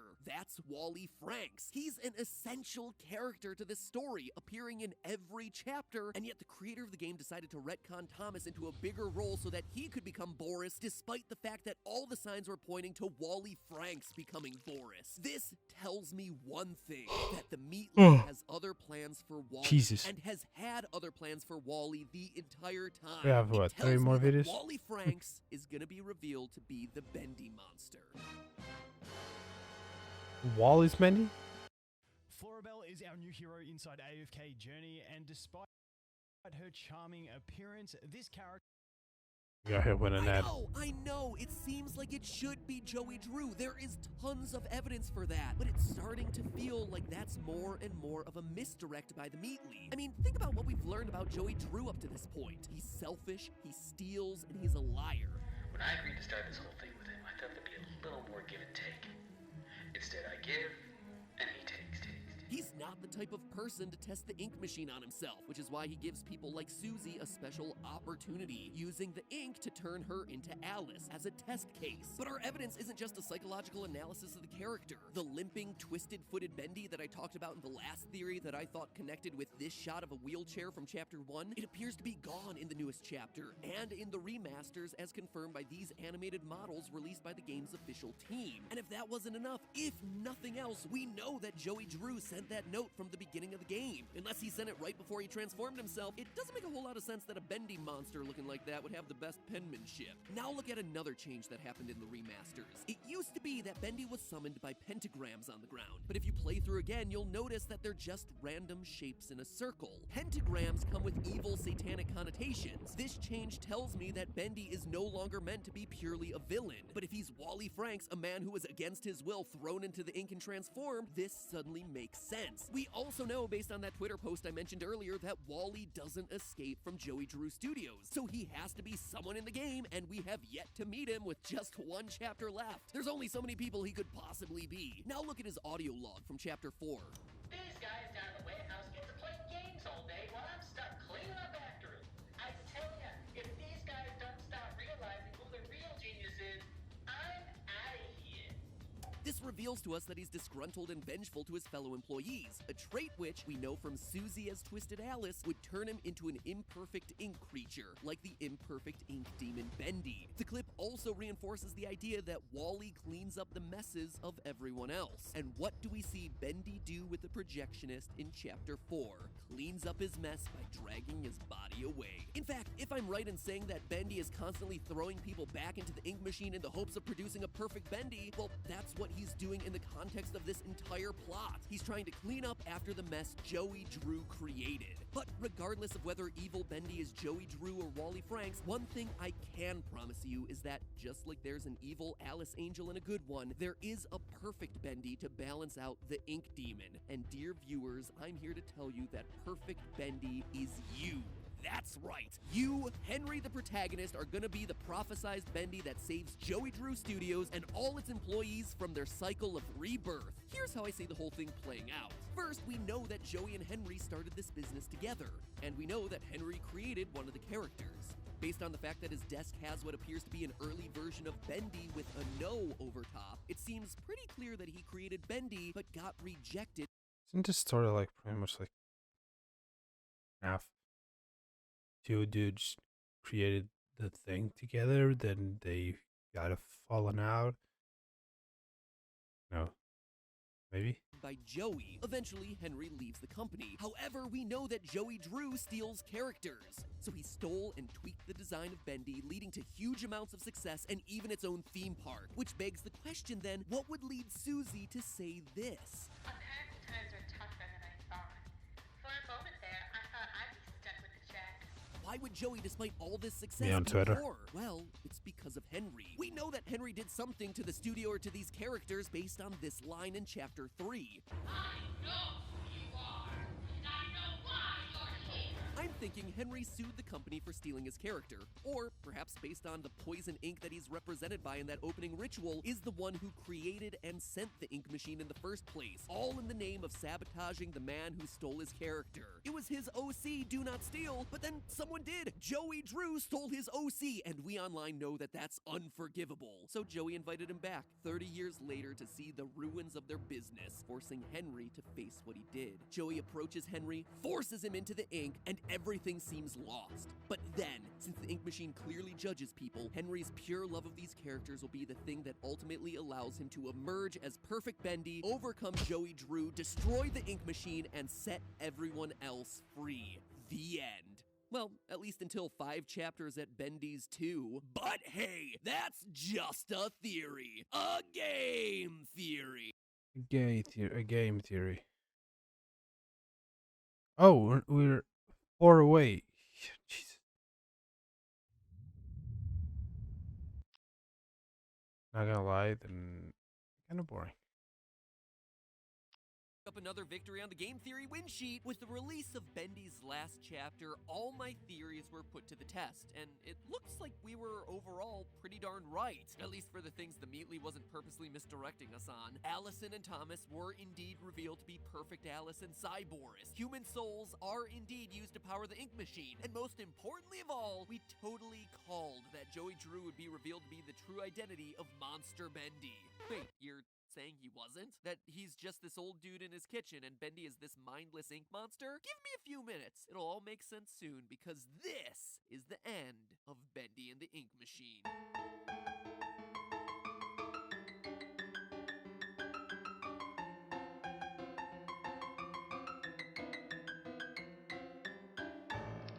Hello, Internet! Welcome to Game Theory! Where you don't need a special lens to see our hidden messages. More often than not, they're hidden in plain sight right in front of your face. So, 5 chapters, 3 theories, and 1 year, 8 months, and 16 days later, it's finally over. The saga of our little devil darling Bendy reached its sepia-tinted conclusion, and, well, it was controversial, to say the least. Slow stealth sections, Bendy going on full beast mode, and no appearance of the plunger were just some of the complaints that I saw circulating online. But it was the ending that left most people in the inky dark. After fighting off Roid Rage Bendy, suddenly we're taken to a kitchen with Joey Drew washing some dishes before sending us back to the studio with the same exact words that kicked this whole thing off in the first place. Come visit the old workshop. There's something I need to show you.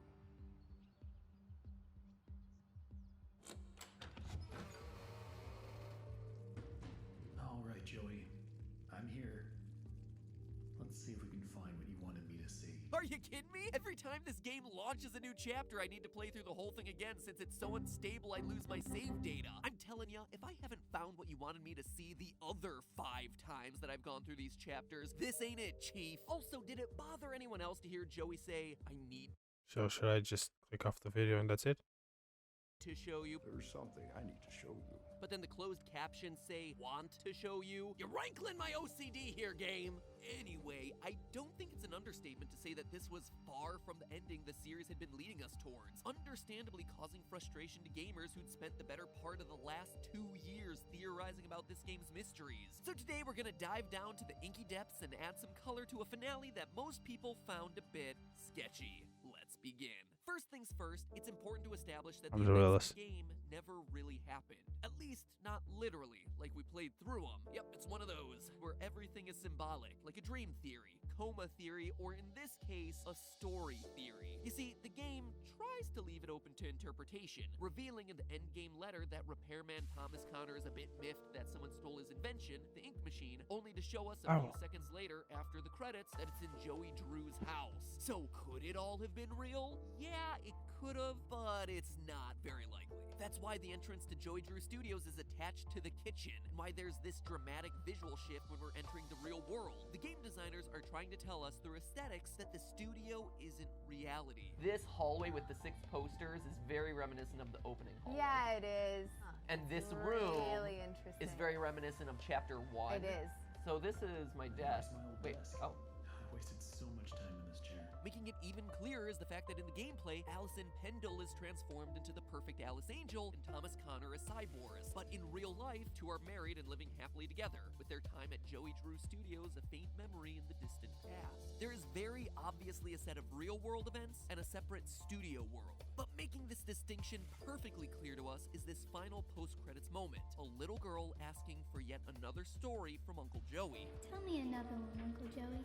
It doesn't get any more direct than that. Another story, i.e. we were just told a story by Uncle Joey. So the 5 chapters of Bendy are just that, a 5-part story. But just because this was a story all along doesn't mean that it's not rooted in fact. Quite the contrary, it's Joey's version of the rise and fall of his studio. The small details in his story are inspired by things in the world around him. For instance, the little miracle safe stations throughout the game were actually Is he telling inspired by this TV her niece like a horror story before bed? on his bulletin board. And if you look Good really uncle. closely in the background during this Gonna do the same. bonus scene, on the back shelf there, you'll see a bunch of items that should look pretty darn familiar. A Oh. record, a plushie, a wrench, ink, a book, and a gear. All the items that we had to collect in Chapter 1 of the game to activate the ink machine, except now their visual style is more realistic. Real items that he's translated into the fictional animated story world that he's created. As for the bigger plot points in the game, well, that's just Joey's life.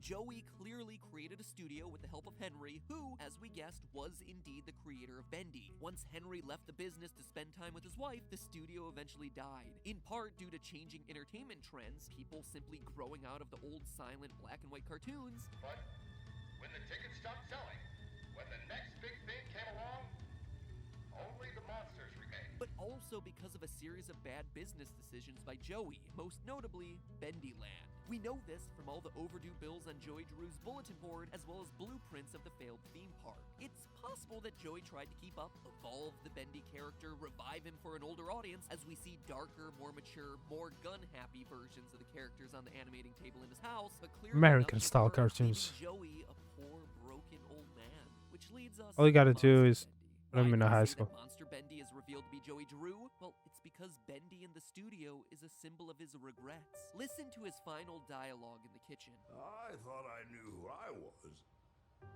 but the success starved me. In the end, we followed 2 different roads of our own making. You, a lovely family. Me, a crooked empire. And my road burned. I let our creations become my life. The truth is, you were always so good at pushing, old friend. Pushing me to do the right thing. I do poop real nice. You should have pushed a little harder. It's all a series of regrets. Regret that he didn't start a family, that he let himself become consumed by work and greed, that he lost a friend in Henry. Look at the letters on his bulletin board. Joey is reaching out to employees of the studio decades after they worked together. They've moved on with their lives. Okay, so sleepy. Found love, other jobs, families, but Joey hasn't. He's trapped by the ghosts. We still have 3 more. All wrapped up in and represented by Bendy. No longer just a cute cartoonish devil, but now a twisted, shambling monster who roams the remains of his failed studio. The sharp-toothed embodiment of his own regrets. That's why Bendy sometimes helps you out throughout the game. Henry and Joey have this complicated relationship. That's also why you have to show Bendy the end to finish him off. To show him, and by proxy finish him off. Joey, that era of his life is over. That's sus. It's all a shadow of the past. Only the monsters remained. Shadows of the past. In a lot of ways, Joey Drew rightfully sees himself as the villain of his own story, all represented by Monster Bendy. It's incredibly sad.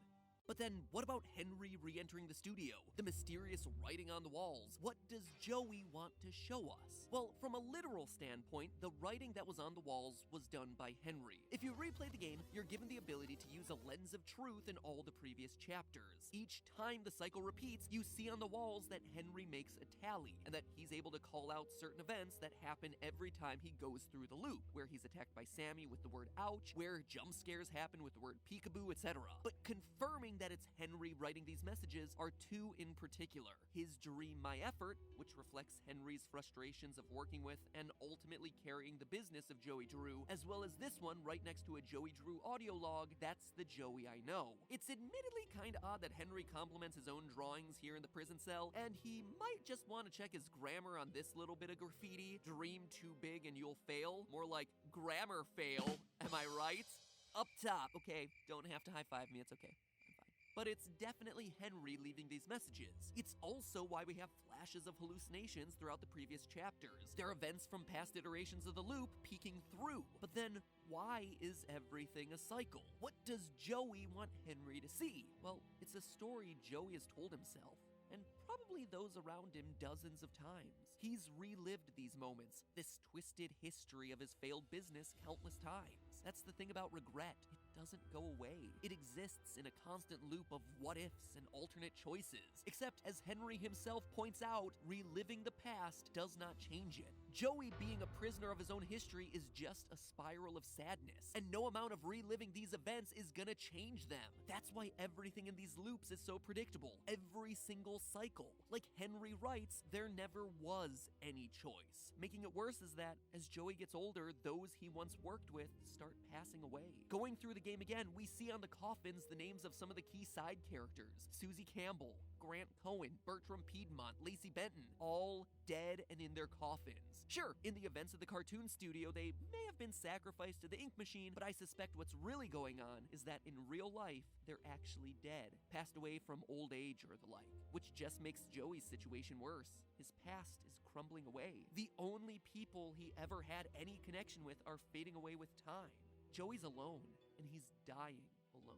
The only choice available for Joey is to end it, to put a close on Bendy and move on with his life. And it looks like that's finally what he's trying to do, sending out letters to his former employees to reconnect with them, to make sure that they no longer see him as the villain, that they weren't victims of the ink. Not literally like we see in the studio, but figuratively, as he fears his work destroyed and corrupted everyone around him. And they appear to be fine. They've forgiven him, which just leaves one.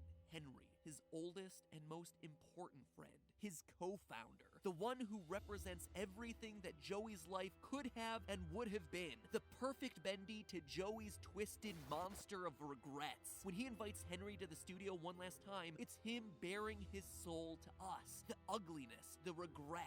It's Joey asking Henry for forgiveness, yes, but it's also Joey asking Henry for permission to forgive himself. And if that post-credit scene is any indication, the permission is given. The cycle is broken. Henry forgives Joey and brings over his daughter to hear some stories from the old studio. Joey has a family at last. Tell me another one, Uncle Joey. But hey, that's just a theory. A game theory. The end. But hey, after an episode all about getting stuck in your regrets, the sponsor for today's episode wants to make sure that you guys don't have any regrets when it comes to buying stuff online. Honey, which I'm just gonna go for the next one. Wheel of Gaming, no time to lose. Tell me the game I should choose. I'm just gonna remove this one myself. Don't worry, I'm just gonna spin it again. One last time. Wheel of Gaming, no joking around. Tell me the mind-blowing theory we've found. What?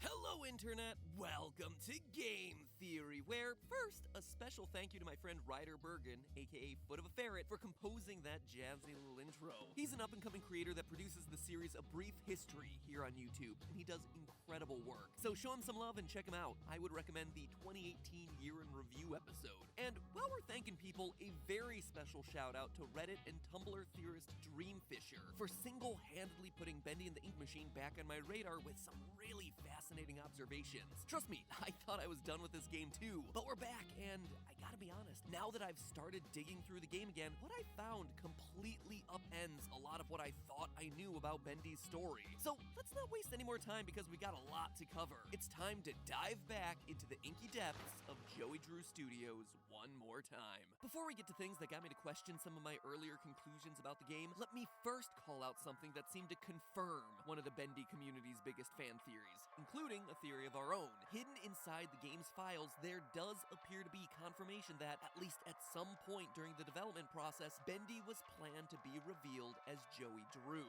Inspired by Dreamfisher's Reddit post covering their theory on a one-eyed Bendy, I did something I hadn't really done for any of the previous episodes. I dug specifically into the game's assets, giving closer inspection to the 6,000 or so files used across the completed game's 5 chapters. Now, I have very limited experience with making games, having only done a few rudimentary ones back in college. But one thing I do know is that it pays to be organized. For instance, in Bendy, you're dealing with 1,440 separate audio assets. So without any sort of clear labeling system, you're gonna be searching for a long time. Or else you're suddenly gonna give Alice Angel some random ink splat sound effect instead of a voice. Luckily, Bendy's developers, the Meatly and Mike Mood, have done an excellent job of keeping all their files clearly labeled. All character voices are marked with DIA for dialogue, followed by the chapter it's specifically being used in. But that's not all. Another titling convention they seemed to use for Chapter 5 was alternating titles in all caps based on the scene that it was in. Let me give you an example. As you go... Here's the thing. I know a lot of you, if you actually watch this video, you're probably not going to reach this point. Probably be at a 1 hour mark or some shit. I'm really bored. I don't really like it. Any of this. How many do we have? We still have 2 more.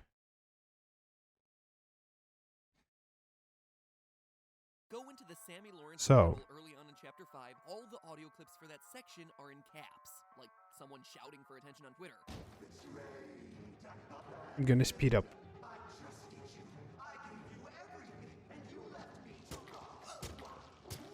At the end of that Sammy fight, we enter a short cutscene with Alice and Boris, at which point all the file names go to lowercase. Oh, that was close. You're lucky we were in the neighborhood. Once the battle resumes with a new onslaught of searchers, we're back to uppercase. Watch out! Here they come! Go back to your tunnel! Each segment of the battle is grouped based on its casing. Here's why this matters. In the files, the final boss fight against Bendy has Henry's one line. But he's never seen the end. But there appears to be another unused line during that same segment. Also, newspaper headline to include in a game about a cartoon studio, right? What makes that headline even more suspicious, though, is when it's put in context with Joey's endgame speech. The truth is, you were... Movimento Vintage.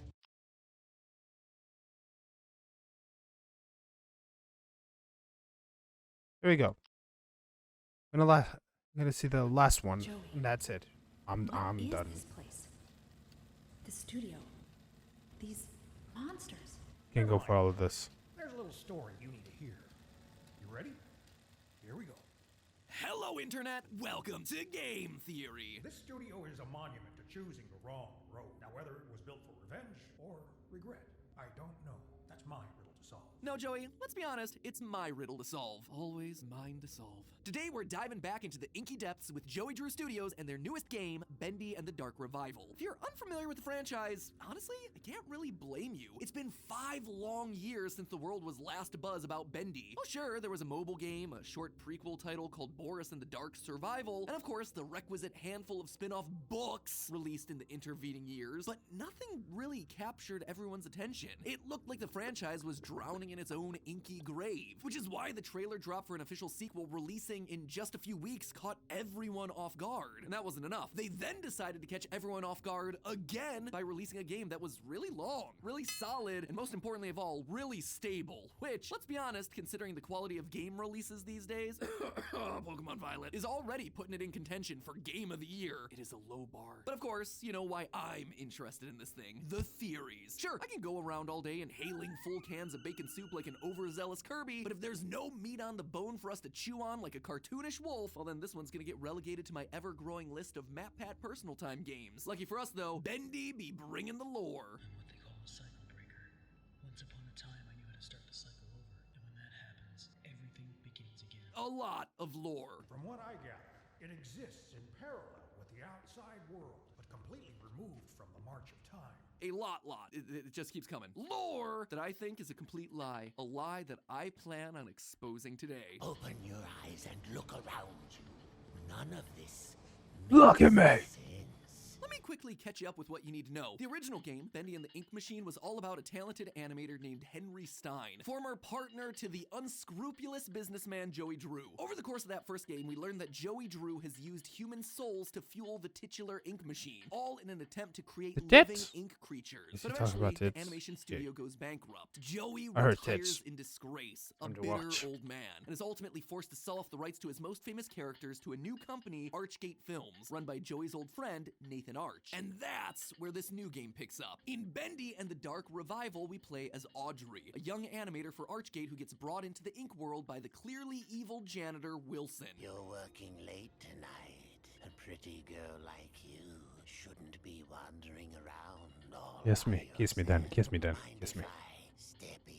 Seriously, this man is a walking, talking HR violation. They couldn't have made him any more dastardly if they had given him a black cape and a curly mustache. Anyway, the rest of the game is then spent with Audrey trying to find her way back home, all while avoiding both Wilson's army and the demonic ink demon himself, a monstrous, bloodthirsty form of Bendy that kills on contact. Or, at least that would have been what the game was all about, had it not been for the surprise cameo of a familiar face in Chapter 3. Who are you? Don't you know me?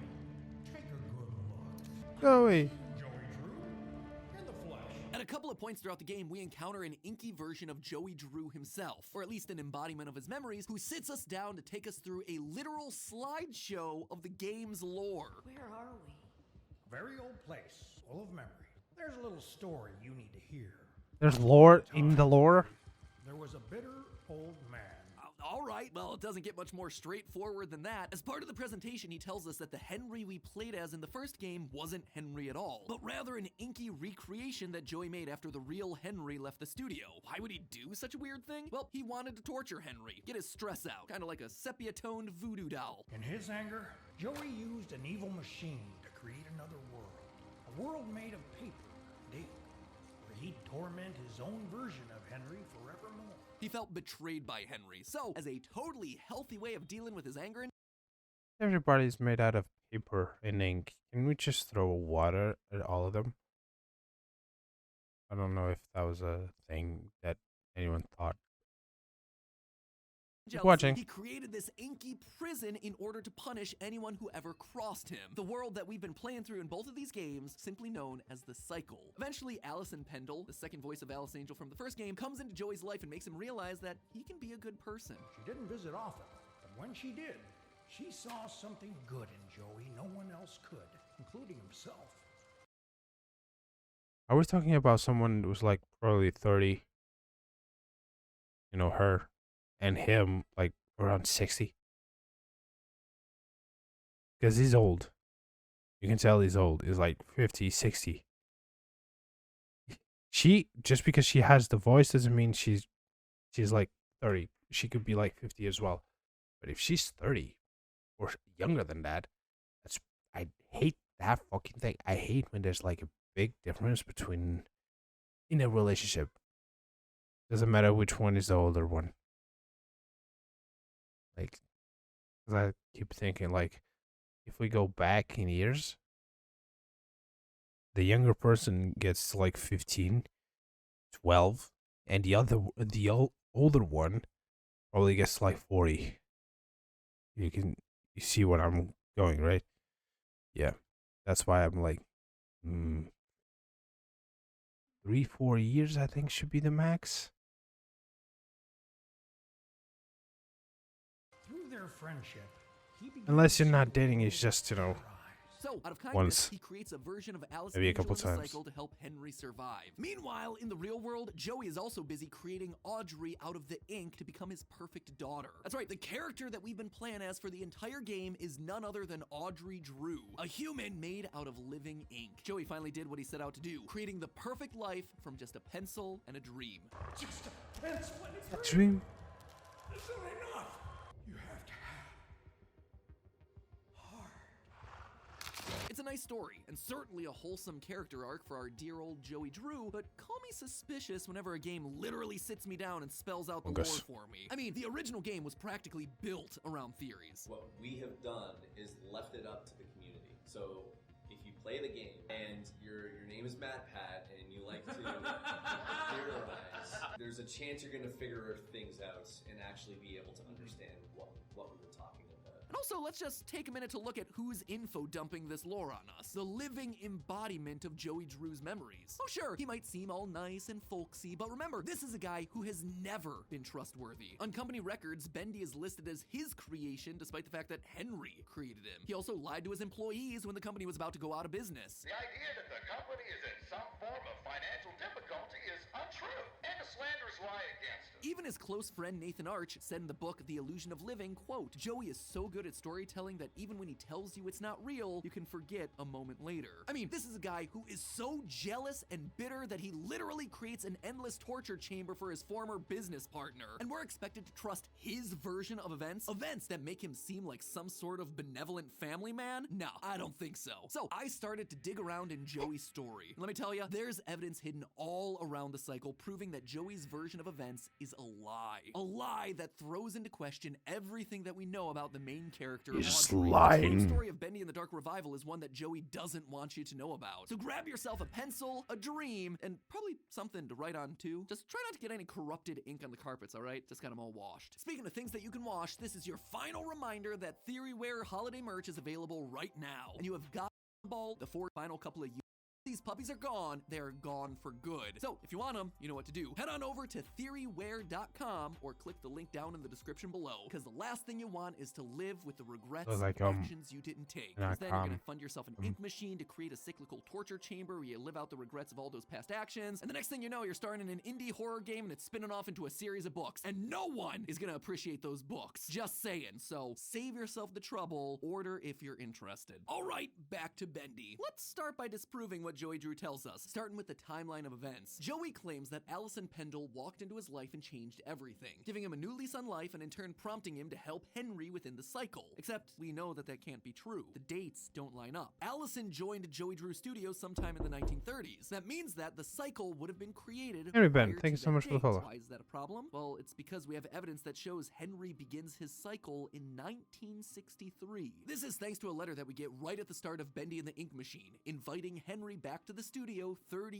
years after he left the company, which thanks to the employee handbook we know was 1930. There's also a calendar in Joey's apartment at the end of chapter 5 in Bendy and the Ink Machine that shows the exact date to be August 31st, 1963. Now, there's speculation out there about whether Joey's apartment and old Joey here in the ending of that game are meant to be part of Henry's cycle, aka part of the fake world that was made by Joey, but even if it is fake, why would you include a calendar from some random date in the future? Just doesn't make a whole lot of sense. Speaking of things that don't add up, what about Allison Angel? Joey is pretty vague about her creation, but he leads us to believe that she was created purely from ink, inspired by Allison Pendle, but not made from Allison Pendle. Except here's the thing, Joey and Allison break off their relationship in 1946. He fires her after she sides with her future husband and gent engineer, At Thomas. the end of Joey the does World keep in War touch with II? Allison, as we see from the letter in his apartment, but he burnt that bridge. She is no longer an angel to him, or even really a friend. So why would he then make an angel to help Henry in the 1960s that was just inspired by her? It doesn't make sense based on the timeline. I suspect that Allison Angel's creation was meant to punish her as well. That instead of her being just an ink creation, he took the original Allison Pendle and used her soul to create Allison Angel. Now he's able to torture her for all eternity, just like he did with Henry. Joey is no hero. He never was a hero. He didn't have a change of heart. It's all about public image, just like we saw in one of the tapes from the first game. I believe there's something special in all of us. With True inner strength?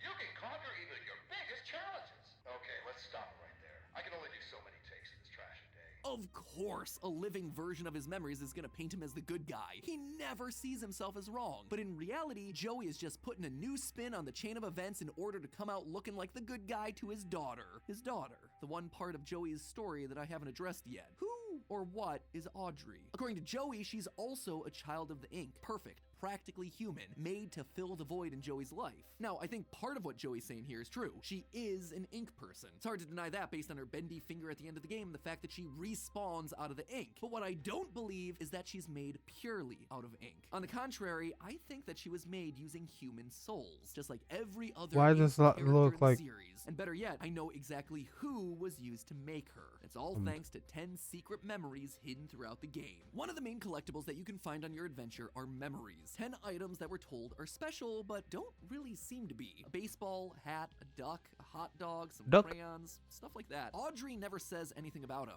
and their descriptions tend to be super generic. A rubber duck, it still has soap on it. Wow, we are really lighting the lore on fire with that one, guys. Or so I thought. You see, these items are the key to solving the mystery of who Audrey really is. So hold on to your hats, because the first memory I want to talk about is, well, the hat. One of the memories is listed as a men's fashionable hat, so that makes it clear that the hat didn't belong to Audrey, but rather someone she spent a lot of time with. Now, this type of hat is called a boater hat, with a flat top, thin circular rim, and ribbon around the middle. Boater hats were seen throughout the late 19th century and early 20th century, even being part of the FBI's unofficial uniform back in the day. But we mostly see these hats being worn amongst the upper classes in the summers after World War I. There was also a bit of a revival for them back in the late 1930s. Notice a problem with that? Well, as we've established, Audrey was created sometime in the 1960s. Styles had changed, and the boater hat wasn't really fashionable anymore, especially not out and about for daily use like the memory's description states. Doesn't really matter It's more if it likely was. the memory of this hat belonged to someone who was around in the 1930s. So, are there any Joey. other memories that could help us narrow down the search for who this hat could belong to? Yes. One memory that really caught my attention was this one, the cracked mug. Quote, a cracked mug,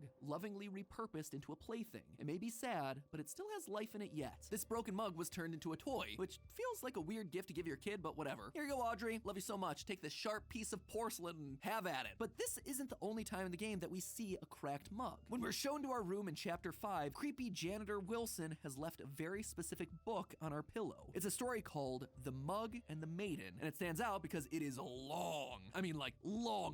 Some of the lore drops in this game are long, but here we're talking multi-page long. And if you manage to read the whole thing, do you want to guess who the hero of the story is? A cracked mug. This is a story not connected to us, but Wilson. mug? This is his storybook. This is his childhood toy. And that's not the only connection to Wilson either. Another memory we get is a set of crayons, most notably colored crayons. Quote, arrays of colors can spark a world all your own. There are only a handful of times that we see color in this game, and all of them come from Wilson. I don't see color Wilson at all. is the one with a colored drawing of Ship Ahoy Dudley in a sepia world. During Wilson's boss fight, we see colored ink coming from him and the other enemies when we hit him. And finally, there's the towers that help to subdue Demon Bendy. Towers covered with colorful rainbow sparkles, just like the crayon's description. Right now, all signs seem to be pointing to these memories being connected to our antagonist, Wilson, in some way. Could he potentially be our soul donor? see the No, that ball would be from impossible. the When Audrey was Wilson created, movie? Wilson was still alive, so Tom it Hanks? physically can't be him. But then who? Well, for an It's answer, Tom look no Hanks' further fucking than face. this memory. A carton of milk for growing up strong and healthy. Add some chocolate for a snack enjoyed by both young and old. The use of the word old here suddenly opened my eyes to new possibilities. Just because Audrey was a child, it didn't mean that the soul that she was born from had to be. What if instead it was coming from a grown-up, a parent, someone who would have shared memories with their child? They would have seen a man wearing a boater hat. They would have given their child a toy based on their favorite book, crayons, for their child to play with. Audrey wasn't made with Wilson's soul, but rather the soul of one of Wilson's parents. And when you look into it, it becomes very clear which one it is. It's revealed in the game's final minutes that Nathan Arch, owner of Archgate Pictures and the Bendy IP, is Wilson's father. As of 9 o'clock this morning,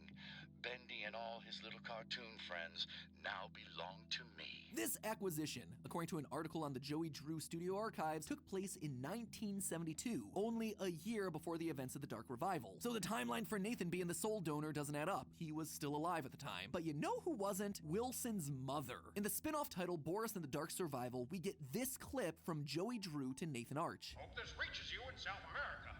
You and Tessa. Enjoy your vacation. Tessa Arch, wife to Nathan and mother to Wilson. She looked after Wilson. She would have seen her husband Nathan wearing that boater hat out and about in the 1930s or earlier. She would have given her son a cracked mug and a set of crayons. These are her memories. And the one that puts it all together is this. The final memory that you collect. A simple hot dog. Seems like nothing much, right? Wrong. In From that the same area of Wilson's lab, you can find an audio recording from Nathan that says this. I think I'll go home early today.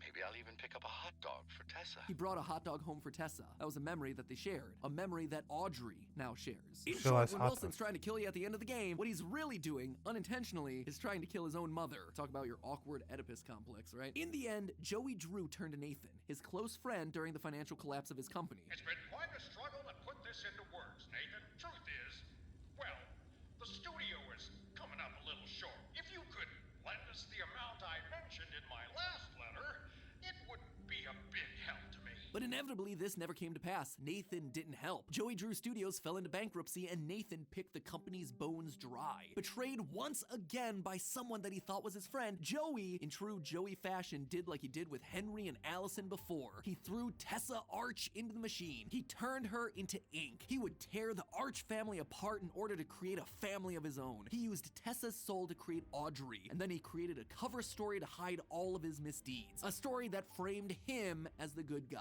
Except now, we know the truth. Once a shyster, always a shyster. Whether you're made of ink or flesh. And see guys, this is why you can't have friends in the entertainment business. But hey, that's just a theory. A game! Okay. We watch everything. We literally watch everything. And that means it'd be a really long video. Hang on here. Anyways, thank you for watching. Leave a like and subscribe. And I'll talk to y'all later. Bye.